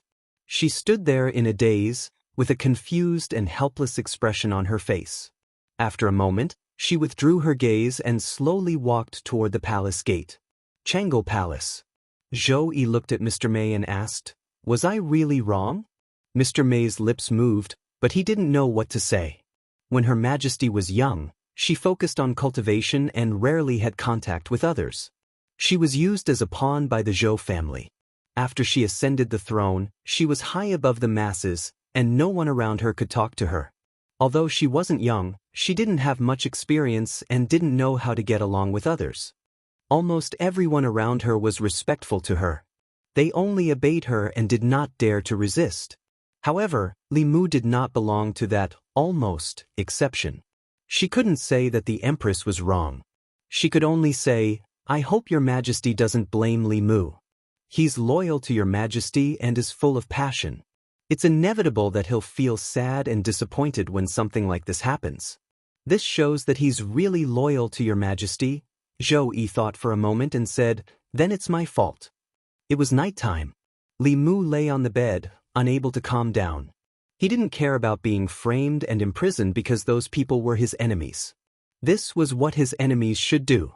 Meanwhile, he had been loyal and devoted to the Empress, clearing all obstacles for her.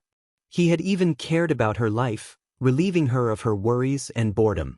He had invited her to his home for a meal, and had even cooked her favorite food. However, his passion had been exchanged for indifference and alienation. He felt that it wasn't worth it. The human world wasn't worth it. He even considered whether he should take Xiaobai back to the North County. At most, he wouldn't need the psyche power of the people of Shin-Du. He didn't want to continue staying in this sad place. As he thought about it, he suddenly felt tired. He uncontrollably entered a dream and saw a familiar figure in the dream. Li Mu didn't want to see her now. He silently recited the clear heart chant and woke up from the dream.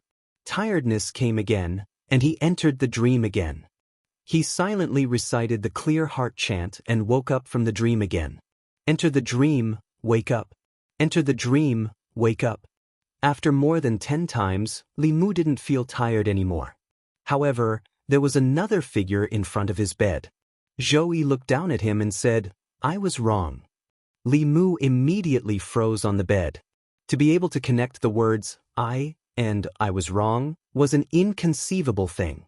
After he came back to his senses, he got up from the bed and asked subconsciously, "Where did you go wrong?" P.S. This book has 10,000 words. 6,000 is the basic update, and 4,000 is the main update.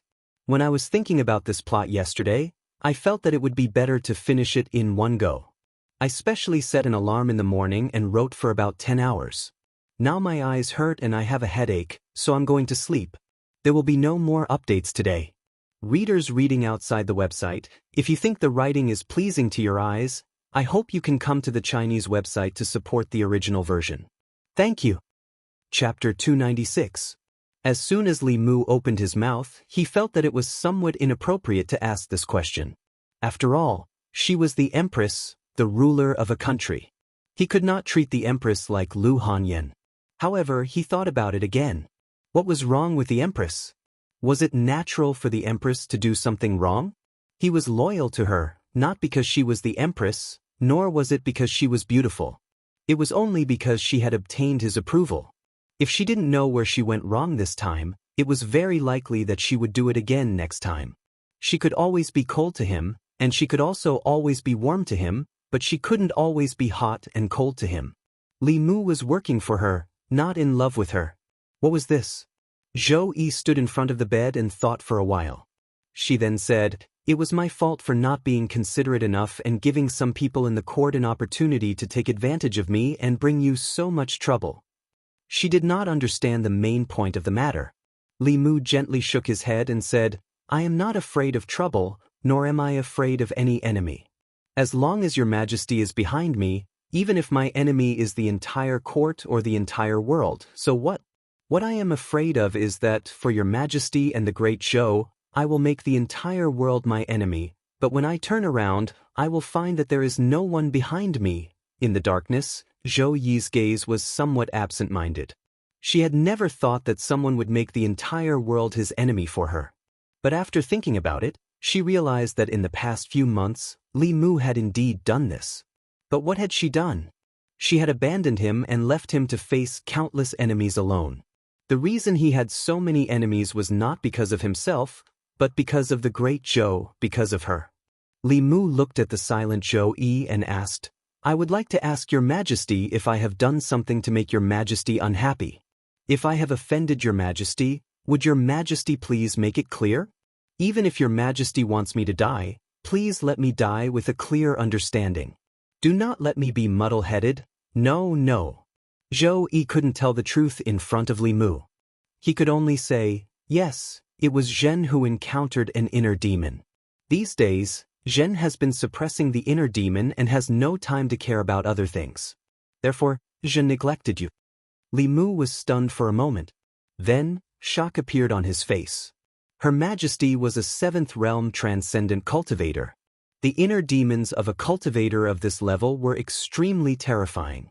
Once the inner demons were born, their cultivation would be stagnant. This was already the best outcome. If it was more serious, his cultivation would regress, his mind would be affected by his inner demons, or he might even die. Then he breathed a sigh of relief. So it was only the Empress suppressing her inner demons. He had thought that he had fallen out of favor. It was a misunderstanding, a misunderstanding. It's not a big deal. He raised his head to look at the Empress and said, "Your Majesty, please recite with me. Your heart is as clear as ice. You will not be alarmed even if the sky collapses. You will remain steadfast. You will be happy and calm. You will not be stained by dirt. You will not be stained by vulgar things." In the end, the reason why inner demons were born was because the mind was in chaos. The art of tranquility was used to calm the mind. It wasn't just for inner demons. Soul manipulation arts, illusion arts, seduction arts, dream invading arts, and other arts that could affect one's mind to perform arts were all trash in front of the art of tranquility. Although this wasn't the most basic way to suppress inner demons, it was very effective in avoiding them. Heart is as clear as ice, you will not be alarmed even if the sky collapses? Zhou Yi didn't understand, but she still recited a few words in her heart with Li Mu. Then, a look of surprise appeared on her face. Ever since she came here, she had been suppressing the throbbing in her heart and suppressing the inner demons. With her 7th realm strength, it was still a bit difficult for her to completely suppress the inner demons. But after reciting a few words, the throbbing in her heart calmed down. This was obviously a spell that could quickly calm the mind. There were many spells for calming the mind in both Buddhism and Taoism. The royal family also had many secret spells. These days, Zhou Yi tried them one by one, but they didn't have much effect. Only the few spells that Li Mu taught her had an immediate effect. Her heart immediately calmed down, and she no longer felt the throbbing of her inner demons. Li Mu looked at Zhou Yi and asked, "Your Majesty, are you feeling better?" Zhou Yi nodded and said, "Much better." Li Mu explained, "The art of tranquility can calm one's mind under any circumstances, but using it to suppress one's inner demons is still a temporary solution. Your Majesty, if you want to completely solve your inner demons, you have to start from the source." Zhou Yi said unnaturally, "I know." To start from the source, she had to start from Li Mu. But how should she start? She was silent for a while, then looked at Li Mu again and said, "From now on, I will always stand behind you. No matter what you encounter, just do it. You have me." With these words, Li Mu was much more relieved. But he couldn't help but regret and blame himself for misunderstanding the Empress. He had almost wronged her. At this time, Zhou Yi asked again, "Do you know who set you up?" Li Mu said, "Someone changed into my appearance, defiled that woman, and framed me. If it wasn't a Dongxian master, then someone used a transformation talisman and a false form elixir. The false form divine power could change one's body into a man or a woman, big or small, or a divine bird or a strange beast. It could only be used by see-through Xian stage cultivators who had a profound cultivation base. This was not a simple illusion, but an essential change from the inside to the outside. It was a great magical power beyond the understanding of ordinary people. The Dongxian magical power was extremely difficult to carve fulu and refine elixirs. Therefore, it was extremely rare and ranked in the heavenly realm. The heavenly realm fulu and elixirs were extremely difficult to carve and refine because of the precious materials. Most cultivators would choose to use them for attack or defense. This kind of fulu or elixir that didn't have great power but had special uses was even rarer. The Empress shook her head slightly and said, "It can't be Dongxian. There are not many masters in Dongxian. If they did, I would have sensed it. Someone must have used a false form fulu or elixir. Do you have any suspects?" Li Mu nodded and said, "I suspect it was Zhou Chu's mother. She has been holding a grudge against Zhou Chu for what happened last time. I saw her today in the prison of the Ministry of Justice." Fourth aunt, the Empress sighed softly and said, "She is my family. I can't tell if she has anything to do with this. Old Wang once said that no one could predict everything. There were many limitations in the art of divination. The closer one was to the person, the less accurate the result would be. Most of the time, the result of divination was only a sign or a feeling. It couldn't be confirmed at all. Even though Zhou Ting's wife wasn't related to the Empress by blood, they were still related by blood." Li Mu pondered for a moment before continuing, "In the prison of the Ministry of Justice, the wife of the Assistant Minister of the Ministry of Rights was with her." The Empress counted with her fingers and her face gradually turned cold. She said in a low voice, "It is indeed him." She looked at Li Mu gently and said, "Don't worry. I will get justice for you." Li Mu slept soundly that night. He no longer resented the Empress. What the Empress said later made him feel completely at ease. He even dreamed of the Empress in his dream. It wasn't the Empress who entered the dream, but Li Mu who dreamt of his own accord. If the Empress used the dream-entering technique to invade Li Mu's dream, she would be able to see that there was another her in the dream. Li Mu originally enjoyed this dream very much. In the dream, he and the Empress relied on each other to keep each other warm. She supported Li Mu from behind, and Li Mu cut through all obstacles for her. He swept away all obstacles in the imperial court, subdued the Yao nation, pacified the ghost realm, suppressed the dragon race of the Four Seas, conquered the barbarians, and unified the countries of the Zhou continent. He also opened up new territory for the Great Zhou, conquered the 10 continents and 3 islands, and completed the unification of the world. He made the 10 continents live in peace and all the countries pay homage to him. Then, the Empress conferred him the title of Empress. When the officials attended court, he often accompanied the Empress. After court, he nestled in her arms with a shy face. No, Li Mu suddenly woke up from his dream. He sat up on the bed and looked around. Thinking about the dream just now, his face was full of shock. The dream just now was simply too scary. In the dream, not only did he have to be a cow or horse for the Empress, he even had to sleep with her. Which normal man would want to marry an Empress? But then again, although her status was high and she was powerful, it wasn't impossible for her to be a wife. In this day and age, which wife could not be unreasonable, admit her mistakes, and protect her husband? She was rich and powerful. Although she wasn't gentle and considerate enough, she was able to put down her pride and identity to take the initiative to admit her mistake instead of being unforgiving and unreasonable. Such a woman was hard to find even if one searched for a lantern. As Li Mu thought about it, he suddenly slapped himself and said angrily, "Bah, scumbag." Lu Hanyan was still in the North County, but he actually had such thoughts about the Empress. He really shouldn't have. After reflecting on himself for a while, Li Mu got up and washed up with Xiao Bai's help. The 2 ghosts had already prepared breakfast. After Li Mu finished eating, he went to the palace and prepared to go to court. At the entrance of the palace, the morning court had not started yet. The officials were already waiting outside the palace. In the line of officials, many people were discussing what happened yesterday. Li Mu was arrested and sent to the Ministry of Justice. Although they did not know why he was released later, the Empress did not interfere from beginning to end. What did this mean? It meant that Li Mu's fall from grace was very likely true. A few days ago, when the news of Li Mu's fall from grace spread like wildfire, many of them had been observing the situation from afar. After all, the Empress's heart was unpredictable. No one knew whether Li Mu's fall from grace was true or false. If the news was wrong, they would be impulsively attacking Li Mu and angering the Empress. Wouldn't they be courting death? Everyone was waiting for the first person to test the waters. They did not expect that someone would be so impatient. It had only been a few days, but they could not wait to attack Li Mu. This gave them a chance to verify it.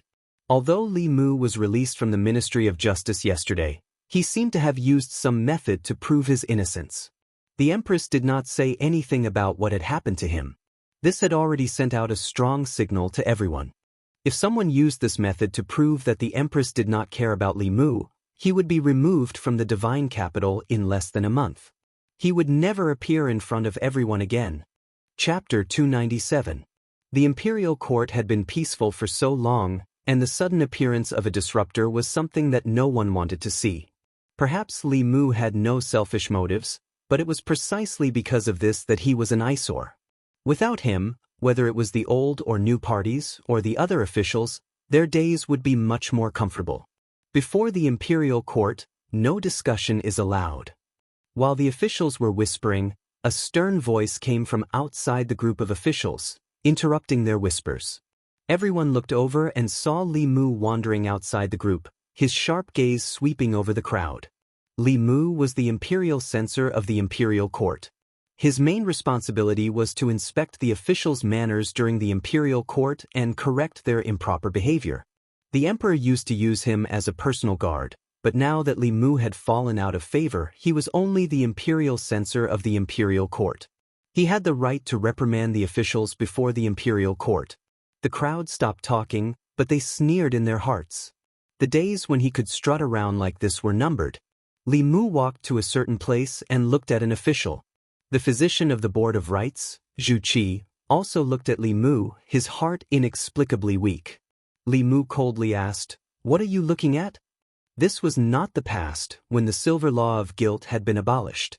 Zhu Qi did not believe that if he looked at Li Mu one more time, Li Mu would dare to beat him like he had beaten his son in front of the officials. If he really dared to do so, he would not be far from death. Zhu Qi coldly snorted and asked, "What, can't I look at you?" Li Mu shrugged and said, "Of course you can." Zhu Qi looked at him, his gaze even more unbridled, a trace of mockery in his contempt. Li Mu's tone changed and he said, "You can look at me, but you are not wearing your official hat properly. According to the law, you will be caned 10 times and your salary will be deducted for half a month. Men, drag the physician of the Board of Rights to the side, seal his cultivation, and punish him with 10 canes as a warning to others." Zhu Qi's expression changed as he shouted, "How can there be such a law?" Li Mu stretched out his hand and a copy of the Great Zhou laws appeared in his hand. He flipped to a page and pointed it out to Zhu Qi, saying, "Look for yourself." The third article of the 35th volume of the Great Zhou laws states that officials must tidy up their attire before attending court. Those who are disheveled will be regarded as disrespectful in front of the monarch. Their salary will be deducted for half a month and they will be caned 10 times. Have I said anything wrong? Zhu Qi stared blankly at this clause. It was written in black and white. Unless Li Mu had the guts to change the laws of Great Zhou, what he said was true. Tampering with the laws of Great Zhou was a capital offense. There was no way he would fabricate this just to give him 10 beatings. Li Mu shook his head and said, "This is the rule set by the previous emperor. You didn't follow it when it came to His Majesty. It is clear that you have no respect for His Majesty. If I don't teach you a lesson today, I'm afraid you won't respect His Majesty in the future." He looked at the 2 guards in front of the palace and said, "What are you waiting for? Start the punishment." The 2 guards looked at each other and didn't move. They hadn't been on duty for long and hadn't heard of this rule. Mr. May walked over from afar and looked at the 2 lightly. He asked, "Didn't you hear what Sir Li said? Disrespectful in front of the palace was a serious offense in the previous emperor's time. 10 beatings is already a light punishment. What are you waiting for?" Seeing that Commander May had spoken, the 2 didn't dare to hesitate. They walked up to Zhu Qi and said, "Sir, please." Zhu Qi's expression was stiff and his throat moved. He walked with difficulty and left with the 2 guards. Li Mu used the law to suppress him. He didn't even have a chance to resist. He swore in his heart that when he returned, he would take a good look at the laws of Great Zhou. What kind of bullsh*t rule was this? Zhu Qi was taken away to receive his punishment. The officials beside him were very nervous. Some of them even used their mana to adjust their official hats. Some of the officials who had been on the court during the previous emperor's time even remembered the rules of the previous emperor's time. Disrespectful in front of the palace was a crime that existed during the previous emperor's time. Many officials had been punished because of this. After the empress succeeded the throne, she didn't care about this anymore. When the officials went to court, they also became casual. Most importantly, they didn't have to worry about it anymore. Who would have thought that Li Mu would bring this up again today? He brought out all the provisions of the law. No one could say that he was wrong unless the officials all agreed to abolish this law. But that was a matter for the future. Li Mu didn't care about the frightened officials and continued to patrol outside. As he walked, his footsteps stopped again. He stood in front of Wei Teng, the minister-counselor of the Ministry of Revenue. Wei Teng's forehead was covered in cold sweat. He finally understood what Li Mu meant when he said those last words to the 3 of them yesterday. Revenge. This was undisguised revenge. Li Mu stood in front of Wei Teng. At first glance, he didn't find anything strange. At second glance, he also didn't find anything strange. So he began to look carefully, up and down, front and back, left and right. At this moment, Wei Teng really wanted to curse. When Li Mu walked past the other officials, he only glanced at them. When he came to Wei Teng, he had already looked at them for the time it took to brew a cup of tea. Wei Teng's official hat was properly worn and his clothes were neat. But his efforts didn't let him down. Li Mu still found a stain on his sleeve. Li Mu looked at him and said, "Lord Wei, the official robes you are wearing aren't just official robes. They are also the symbol of the Great Zhou, the face of the court. The previous emperor requested that when the officials go to court, their clothes must be neat and tidy, and their official robes must not be stained. Have you forgotten?" The 2 guards who had punished Zhu Qi had already returned.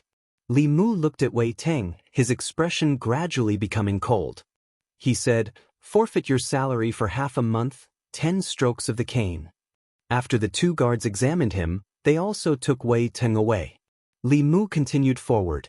The director of the Ministry of Justice lowered his head to look at a conspicuous hole in his official robes. Sweat began to seep out of his forehead. The director of the Ministry of Rights just didn't wear his hat properly, and the vice director of the Ministry of Revenue just had a stain on his sleeve, yet he was already beaten 10 times. His official robes had a hole. He had lost the face of the court. Wouldn't he be beaten at least 50 times? He looked at Li Mu out of the corner of his eye and found that he had already walked in front of him. He stopped in front of him. His gaze wasn't right. He seemed to be looking at the hole in his official robes. "It's over, it's over." He found it.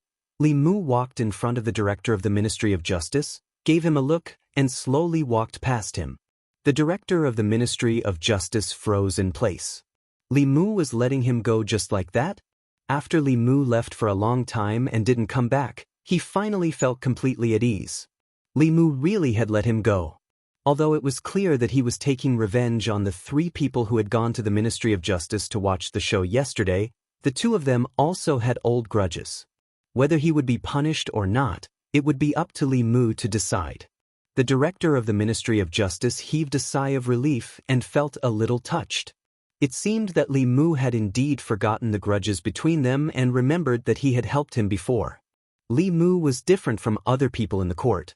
Although Li Mu was sometimes annoying, he was a person who could distinguish between kindness and hatred. He was a person worthy of deep friendship. Walking past the director of the Ministry of Justice, Li Mu went straight to the side of the minister of Taichung Temple. The minister of Taichung Temple looked ahead.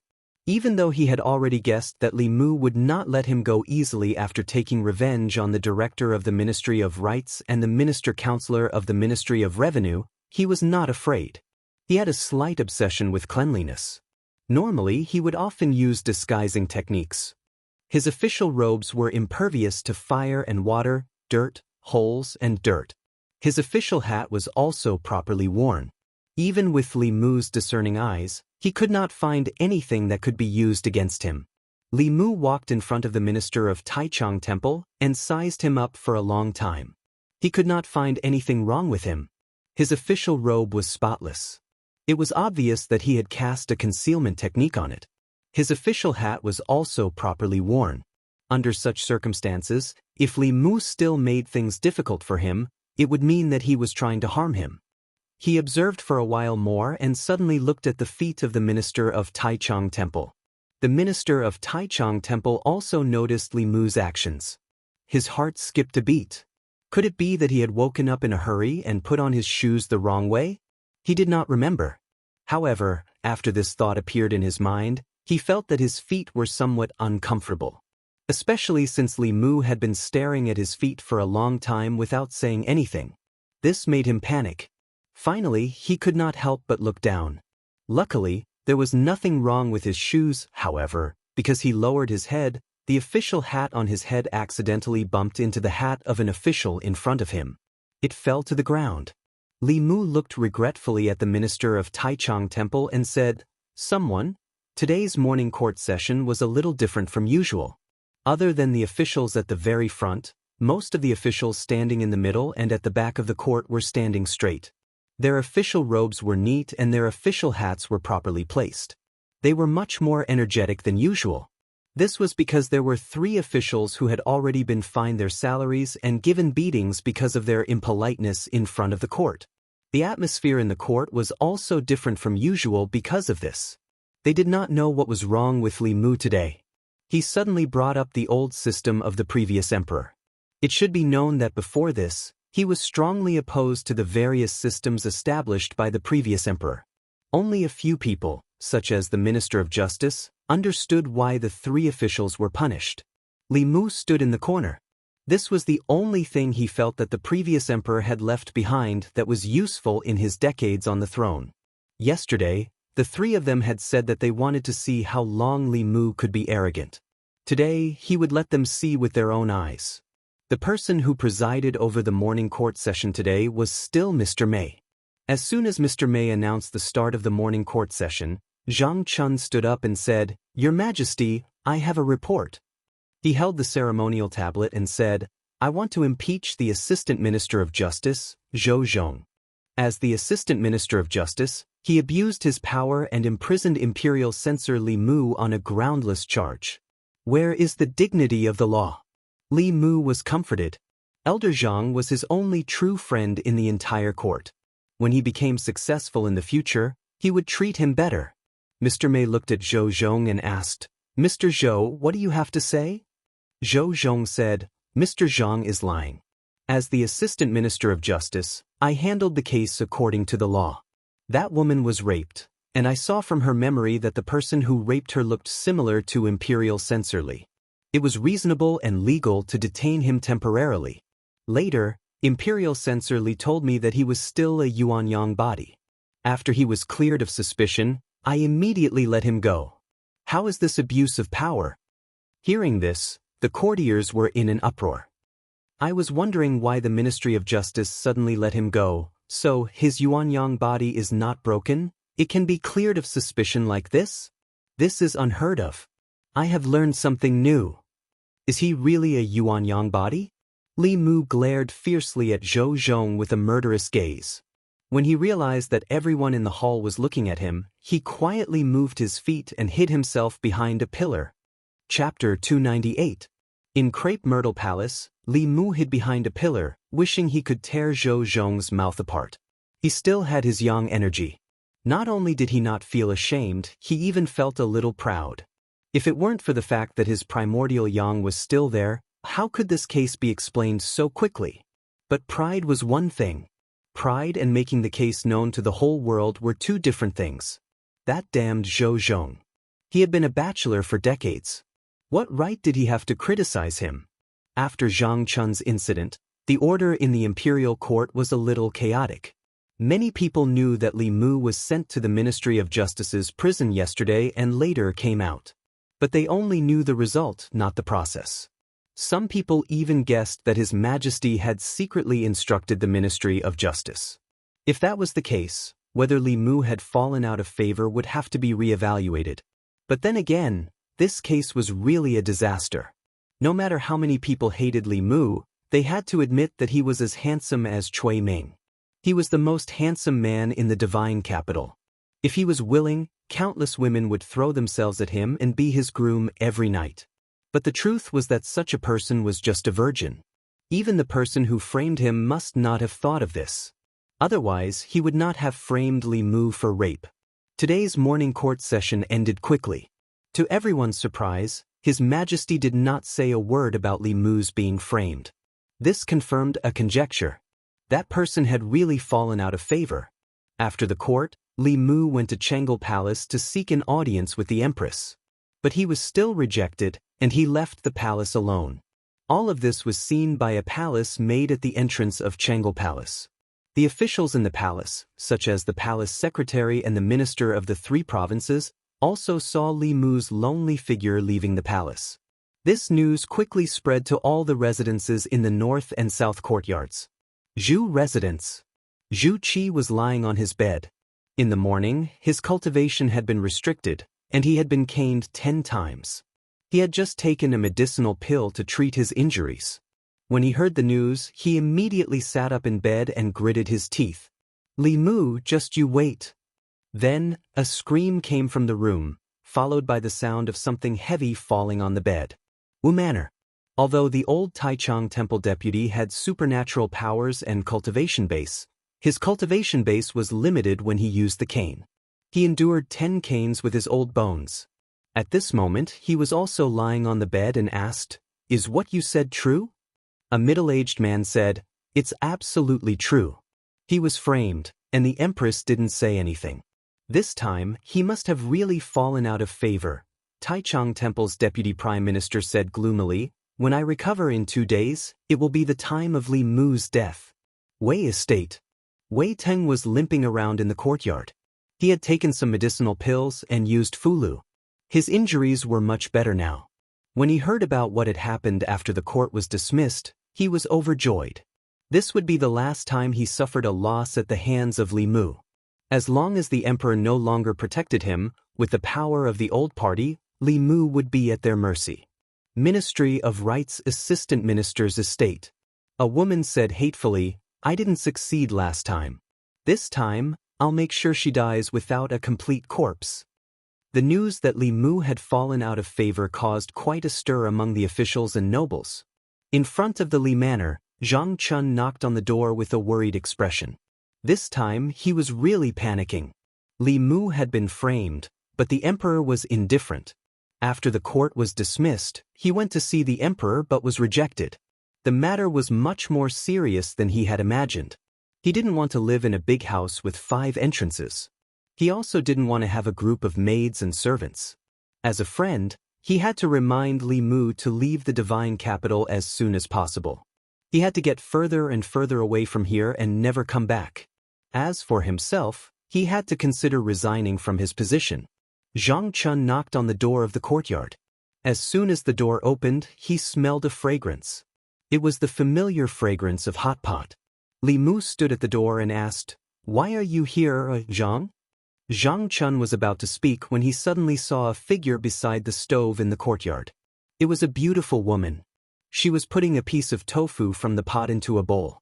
The moment he saw the woman's face, Zhang Chun's head buzzed. The news that Li Mu had fallen out of favor had spread like wildfire.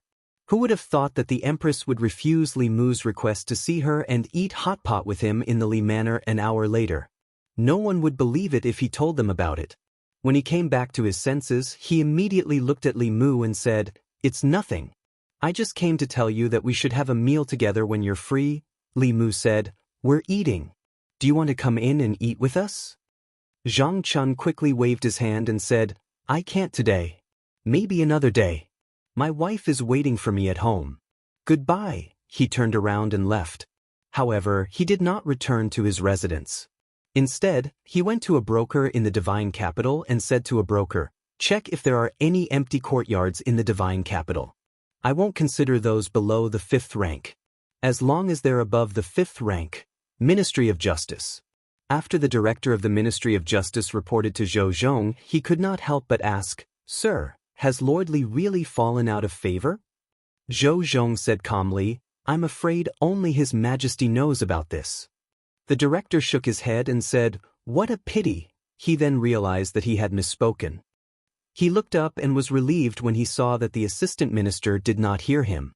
Zhou Zhong stood up and walked out of the Ministry of Justice. The director hurriedly chased after him and asked, "Where are you going, sir?" "I still have some things to report." Zhou Zhong waved his hand and said, "Let's talk about it tomorrow. I have an appointment with a friend today. We're going fishing outside the city." Ministry of Rights. An official walked into a government office and said to someone in the office, "Director Liu, the assistant minister is going to impeach Li Mu tomorrow. Should we follow him?" That person looked up at him and asked, "Why should we follow the assistant minister's impeachment?" The official said, "The assistant minister has this intention. You've just come to the Ministry of Rights, so you shouldn't curry favor with the assistant minister. After all, Li Mu has fallen out of favor. You don't have to worry about His Majesty blaming you for impeaching him. Perhaps His Majesty is waiting for someone to impeach him." That person waved his hand and said, "If you want to go, you go." "I'm not going." The director of the Ministry of Rights left helplessly. The Ministry of Rights originally only had one director. Later, for the imperial examinations, the imperial court added another one. However, this new director Liu did not seem to understand the ways of officialdom. Director Zhu was biased towards the old party. However, he did not dare to disobey the assistant minister.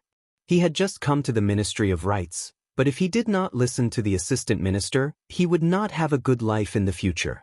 After the director of the Ministry of Rights left, Director Liu curled his lips and said, "Impeach my ass. A bunch of idiots." Prince Shou's residence. Prince Shou liked to listen to operas. In addition to the stage built in the residence, there was also more than one opera troupe. Today, he seemed to be particularly interested. After listening to a few plays, he waved his hand at the performers on the stage and said, "I'm not listening to Prince Consort Chui today. King Love is fishing for me, Zhou residence." During the meal in the Zhou residence, Zhou Xiong ate a few mouthfuls and put down his chopsticks. He looked at Zhou Jing and said, "Big brother, this time, Li Mu will not be able to escape this calamity. Should we call fourth brother out?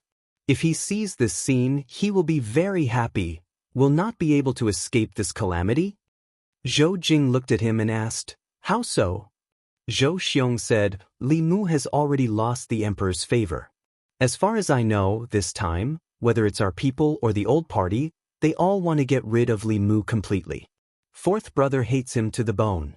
We have to let him see it with his own eyes." Zhou Jing put down his chopsticks and said, "Use your brain and think about it. With Wu Er's personality, even if it's not her close official, if any official in the imperial court was framed and slandered in such a despicable way, she will not do anything. Will she not let the Ministry of Justice and the Supreme Court investigate?" Zhou Xiong was stunned and said in shock, "This," Zhou Jing said, "how can I not understand my own daughter? If she wasn't really angry, she wouldn't have done this." The next morning court will probably be very lively. Zhou Xiong's expression changed and said, "What should we do? The matter of framing Li Mu was obviously instigated by my sister-in-law. The director of the Ministry of Rights is in danger. We have to remind him that the imperial examination is imminent. Nothing can happen to him, it's too late."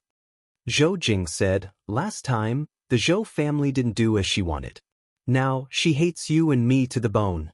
She won't even return to the Zhou family and won't listen to you. If she had succeeded in framing Li Mu last time, it would have been fine. But if she had failed, the director of the Ministry of Rights would have been lost. It's too late for you to remind her now." Zhou Xiong was stunned and muttered, "Could this be Li Mu's scheme again?" Zhou Jing didn't deny it and said, "I'm afraid that even his fall from grace last time was fake news released by him and Wu." Zhou Xiong said with a sullen face, "Her Majesty used to be so naive and pure. How did she become like this? She couldn't think of such a method. That Li Mu is as cunning as a fox. He must have taught Her Majesty the wrong things." He thought for a moment and asked, "Should we remind the others?" "No need." Zhou Jing shook his head and said, "If they can't even see through such a simple trick, they are useless. They should give up their positions as soon as possible and let someone capable take over Li residence." Li Mu put the fish and tofu that the Empress liked to eat into the pot and asked with concern, "How is Her Majesty's inner demon?" Zhou Yi picked up a piece of tofu and blew on it gently. She took a small bite and said, "It's all thanks to the chant you taught me. It's much better now." For some reason, ever since her inner demon first appeared, she would see Li Mu and it would throb uncontrollably. But after the morning court session, even without the chant, the inner demon didn't appear again. Perhaps it was because she imagined that Li Mu had been through hundreds of battles, which left such a shadow in her heart. But in reality, he was just like her, inexperienced. After realizing this fact, she felt much better. Li Mu was relieved when he heard this and picked up a piece of tofu for himself. According to the Empress's intentions, she would expose the director of the Ministry of Rights during today's morning court session, cripple his cultivation, and banish him. But Li Mu stopped her. Li Mu knew very well that the director of the Ministry of Rights and the mother behind him weren't the only ones who wanted his life. This time, he might as well take advantage of the situation and give them a collective surprise. So he proposed to join forces with the Empress and pretend that he had fallen out of favor. This would send a wrong signal to those who were ready to make a move. Finally, with the help of the case of the assistant director of the Ministry of Rights, they could catch them all in one fell swoop. After this incident, he believed that the remaining people would be much more obedient. The Empress agreed to Li Mu's plan without even thinking about it. The two of them had already put on the show and released the bait. Now, they were just waiting for the fish to take the bait. Crepe Myrtle Palace. Today's morning court session was held as scheduled. Since the end of the previous morning court session, many people in the court had been looking forward to today's session. The morning court session had just begun when another official stood up and said loudly, "Your Majesty, I have a memorial." The minister-counselor of the Ministry of Revenue held up a memorial and said, "I would like to impeach the constable of the Luoyang Yamen, Li Mu. During his patrol, he often hung around the music hall and neglected his duties. As soon as he finished speaking, the director of the Ministry of Rights also stood up and said, "I would also like to impeach Li Mu. During his tenure, he accepted bribes from the people." The deputy director of the Taichung Temple also stood up and said, "I would like to impeach Li Mu. As the imperial censor of the palace, he used his position to suppress dissidents and abused his power. I would also like to impeach Li Mu. I would like to impeach Li Mu. I would like to." After the minister-counselor of the Ministry of Revenue, the director of the Ministry of Rights, and the deputy director of the Zongjing Temple stood up, a few more officials stood up one after another. The target of their impeachment was also Li Mu. Without a doubt, this was a premeditated impeachment.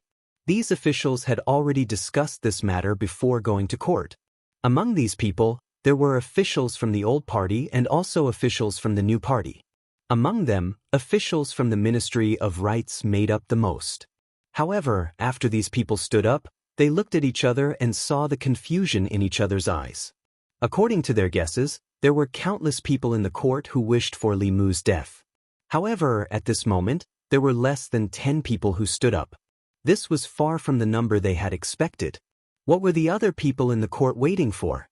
Although the assistant director of the Ministry of Rights was also puzzled, there was indeed no one who stood up to impeach. According to the procedure, it was time for him to appear. He walked out with his ceremonial tablet and said, "Your Majesty, the imperial censor was originally a clear stream in the court. The imperial censor of the palace, Li Mu, has many controversial actions and is no longer suitable to be the imperial censor." He did not impeach Li Mu. He just took the opportunity to raise a request that sounded reasonable. The imperial censor was an honest official. With so many officials impeaching Li Mu, it meant that he was no longer suitable to be the imperial censor. Moreover, the reasons for their impeachment were not groundless.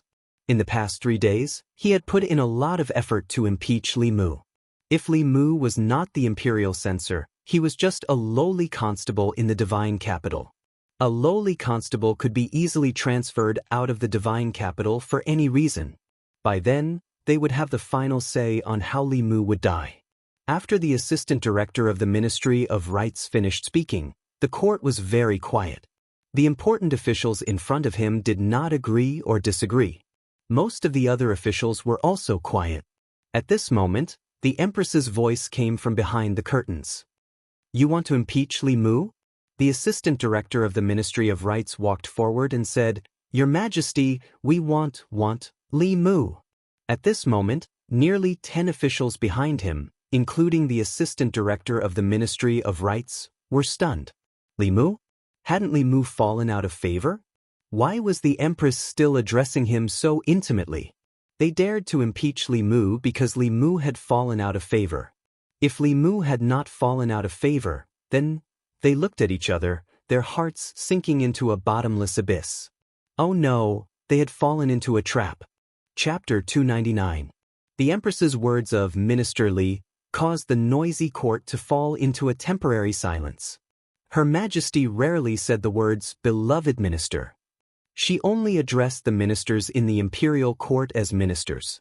How could she address a minister who had fallen out of favor as beloved minister?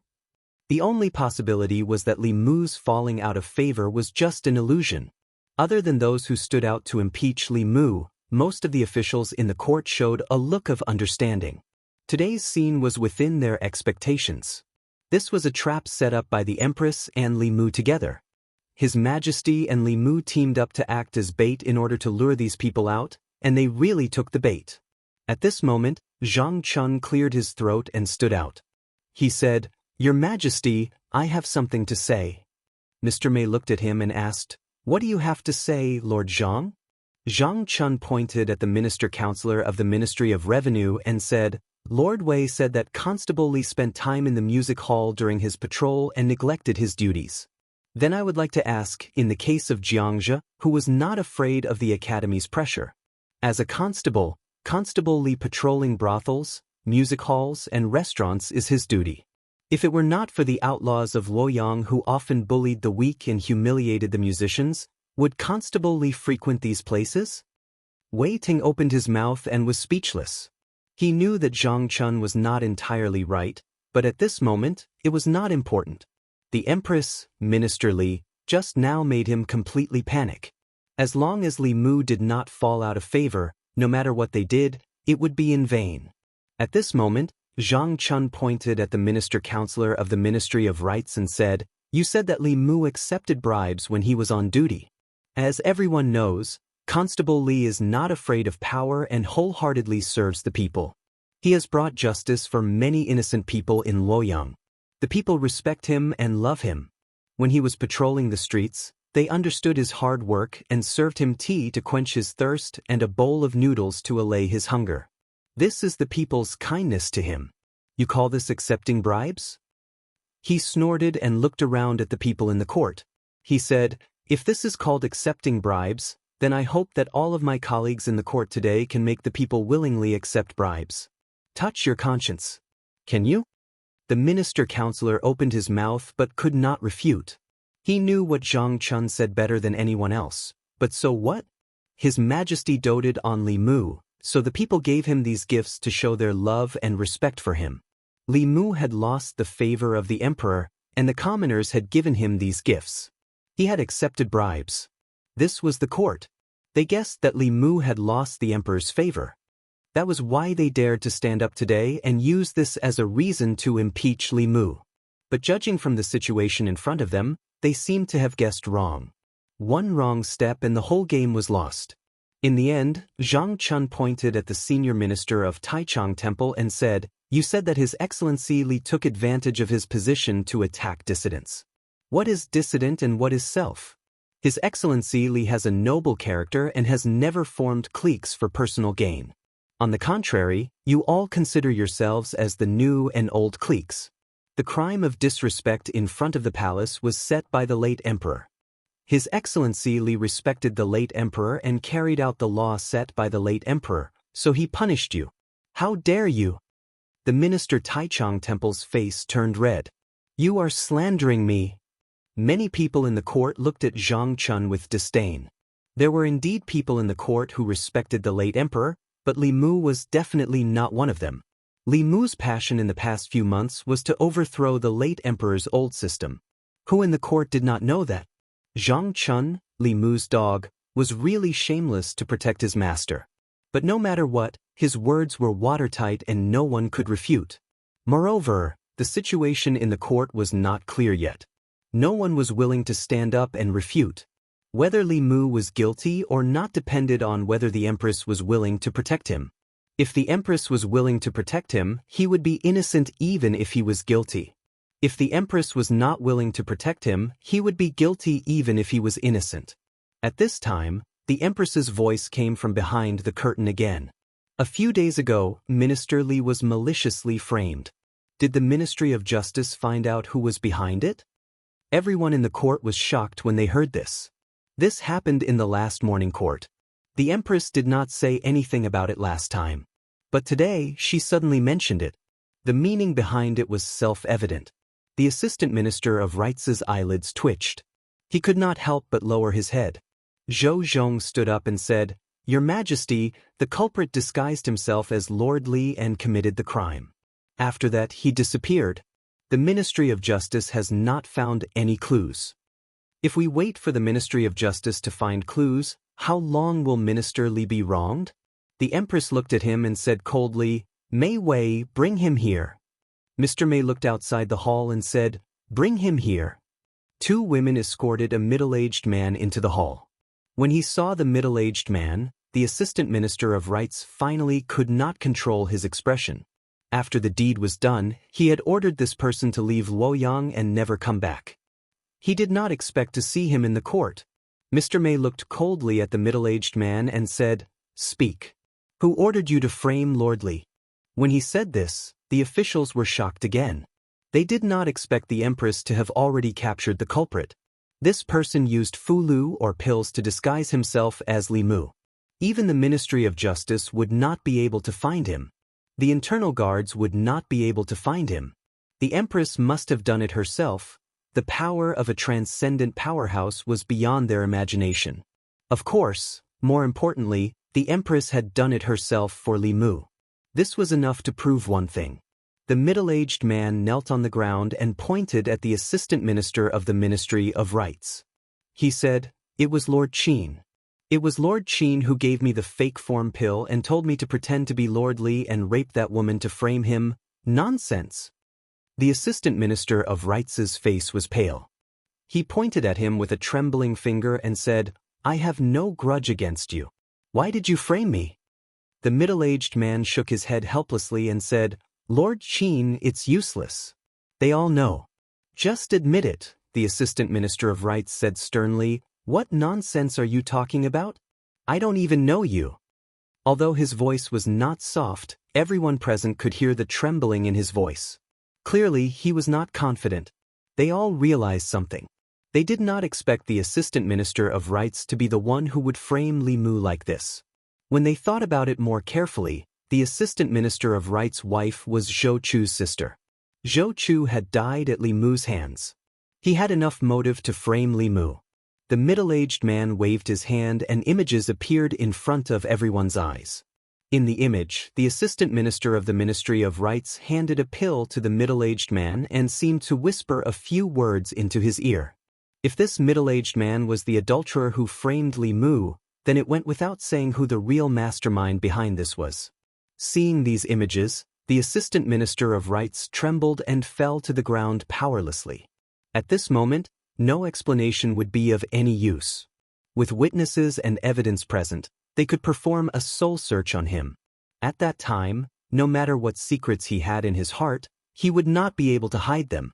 In the end, this matter was still due to his negligence. His negligence was that he did not kill this person and completely destroy the evidence after the deed was done. His negligence was that he was too anxious and believed the dowager consort's words. He thought that Li Mu had fallen out of favor with his wife, which was why he dared to act so recklessly. Now that things had come to this, there was no use regretting it. He hung his head and sat on the ground, not saying a word. Clearly, he had accepted his fate. The assistant minister of Rights' actions had completely confirmed his crimes. He was even spared from unnecessary interrogation. At this moment, the crepe myrtle palace was completely silent. Everyone's hearts were extremely heavy because the entire palace was enveloped by a powerful aura. This aura came from the curtain in front of them. Under this aura, even the 5th and 6th level courtiers felt as if Mount Tai was pressing down on them. It was obvious that Her Majesty was extremely angry. First, you secretly framed him. Then, you joined forces with the imperial court to impeach him. You said that Minister Li was suppressing his dissidents. Who exactly was the one doing so? Hiring a murderer to frame a colleague. The assistant minister of Rights will be removed from his position and sent to the border counties. The Ministry of Justice will investigate this case strictly. Do not leave out anyone who participated in this case. The assistant minister of Rights, the assistant minister of Revenue, the minister of Taichung Temple, and the others formed a clique for personal gain and attacked dissidents. They will be removed from their positions immediately and will never be employed again. All those related to this case will be severely punished. In the imperial court, the empress was furious. She dismissed all the officials who had impeached Li Mu today. Ever since she ascended the throne, the courtiers had never seen her so angry. The assistant minister of Rights and the others were just ordinary impeachments. Even if the reason for the impeachment was wrong, the consequences would not be so severe. Impeachment was an impeachment based on hearsay. Afterward, there would naturally be internal guards or imperial censors to verify the truth. Every official in the imperial court had the power to impeach. However, they had chosen the wrong time. The assistant minister of Rights had hired a murderer to frame a colleague in the imperial court. This was something that the imperial court could not tolerate. There were disagreements and conflicts between courtiers. This was normal. However, there must be a bottom line in any conflict. The assistant minister of Rights' actions had crossed the bottom line of the imperial court and the bottom line of the law. The assistant minister of Rights, the assistant minister of Revenue, and the others happened to be implicated by him. What should have been a normal impeachment became a conspiracy. In the end, not only did they lose their official positions, but they also had to face prosecution. This was obviously a test by Her Majesty. While testing the courtiers, she also caught all the courtiers who were tempted to take action against Li Mu in one fell swoop. She was using this method to protect her favored courtiers. She was also using the fate of these people as a warning to others. After today, everyone would know that Li Mu was the Empress's man. If they tried to slander or frame him through clumsy means, they would eventually pay with their lives. Chapter 300. The Minister of Rites, the Minister of Revenue, the Minister of Taichung Temple, and the others stood in the main hall. The Empress's voice was still echoing in their ears. It was not easy for them to enter the 4 great academies.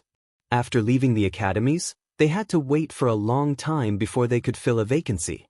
They had also worked hard in the bureaucracy for many years before they could reach their current positions. Decades of hard work had turned into bubbles in a single day. They should have known that Li Mu was as cunning as a fox. How could he suddenly fall out of favor? This was all a trap set by him. There were so many officials in the court, but only a few of them took the bait. After the morning assembly, the Minister of Rites was taken away by the Ministry of Justice. No one knew how many people were involved behind him. The other 9 officials were also demoted, especially the Ministry of Rites. Under the Minister of Rites, half of the important officials were gone. The imperial examination was imminent, and the court had to fill the vacancy in the Ministry of Rites. The imperial examination could not be delayed. As usual, this matter was nominated by the Hall of Secretaries. The position of Minister of Rites was very important. It needed an experienced official. However, there were not many rank 4 officials in the court. Every one of them held an important position. It was not possible to transfer officials of the same rank to the Ministry of Rites. If they were transferred back and forth, there would be a vacancy that could not be filled. It would cause chaos in the other departments. After thinking about it, Lu Yi came to the Ministry of Rites to seek the opinion of the Minister of Rites. The Minister of Rites was also worried about this matter. The imperial examination was imminent, and the Ministry of Rites did not have enough manpower. After this incident, more than half of the officials in the Ministry of Rites were gone. Even the Minister of Rites was dismissed. He urgently needed an assistant. He thought about it but could not think of a suitable candidate. In the end he said, "Why don't we let Minister Lu take over?" Although he has not been in the Ministry of Rites for long, he is familiar with the affairs of the ministry. He can take on this responsibility. Lu Yi had some impression of Minister Lu. He said, "Minister Lu has just been transferred and he is going to be the Minister of Rites. Isn't this promotion speed a bit too fast?" If he had someone he could use, the Minister of Rites wouldn't be forced to do something beyond his ability. He shook his head and said, "Dr. Lu was transferred here on a regular basis. It can't be considered a promotion. His experience is not shallow. Although he is still somewhat lacking as an assistant minister, there is no other way at the moment. The imperial examinations are important. If it is delayed, none of us can bear the responsibility." According to Great Zhou's usual practice, the officials of the various ministries were rarely transferred outside. The position of assistant minister of the Ministry of Rites was usually taken over by a doctor. However, the doctor often had to work hard for 10 years or even longer before he could become an assistant minister. This Dr. Lu had just been transferred not long ago, but he had already made an exception and was promoted. This was very rare in the officialdom. But who asked the former assistant minister of the Ministry of Rites to seek his own death? Of all the people he could have touched, he just had to touch Li Mu. This move was not a big deal, and Li Mu did not suffer any losses. More than half of the Ministry of Rites was lost by him. If the vacancy in the Ministry of Rites was not resolved as soon as possible, the imperial examinations would definitely be affected. After thinking for a long time, Lu Yi nodded and said, "Since the minister recommends Dr. Lu, the Secretariat will nominate him Ministry of Justice." Inside the prison of the Ministry of Justice, the Assistant Minister of Rites, who had been in high spirits during the morning court session, was now a prisoner. He sat dejectedly in a corner with a lonely expression. Zhou Zhong walked to the door of the prison and said, "Open the door." The jailer hurriedly opened the door, and Zhou Zhong slowly walked in. He walked in front of the Assistant Minister of the Ministry of Rites and said, His Majesty has ordered that the people involved in this case be severely punished. Lord Qin and that Li Mu have no enmity. Who is behind this? The Assistant Minister of the Ministry of Rights said, Zhou Zhong is my wife's younger brother. He died because of Li Mu. I just want to avenge him. There is no one behind this. Zhou Zhong shook his head and said, You are the Assistant Minister of the Ministry of Rights. You have a high position. After the imperial examinations were reformed, you have even more power. Zhou Zhong is your wife's younger brother, not your biological brother. You have no reason to do this. The Assistant Minister of the Ministry of Rights said, I am responsible for what I did. Don't waste your breath. Zhou Zhong smiled and said, Actually, even if you don't say it, I know. On the day Li Mu was imprisoned, your wife and mother-in-law came to the Ministry of Justice.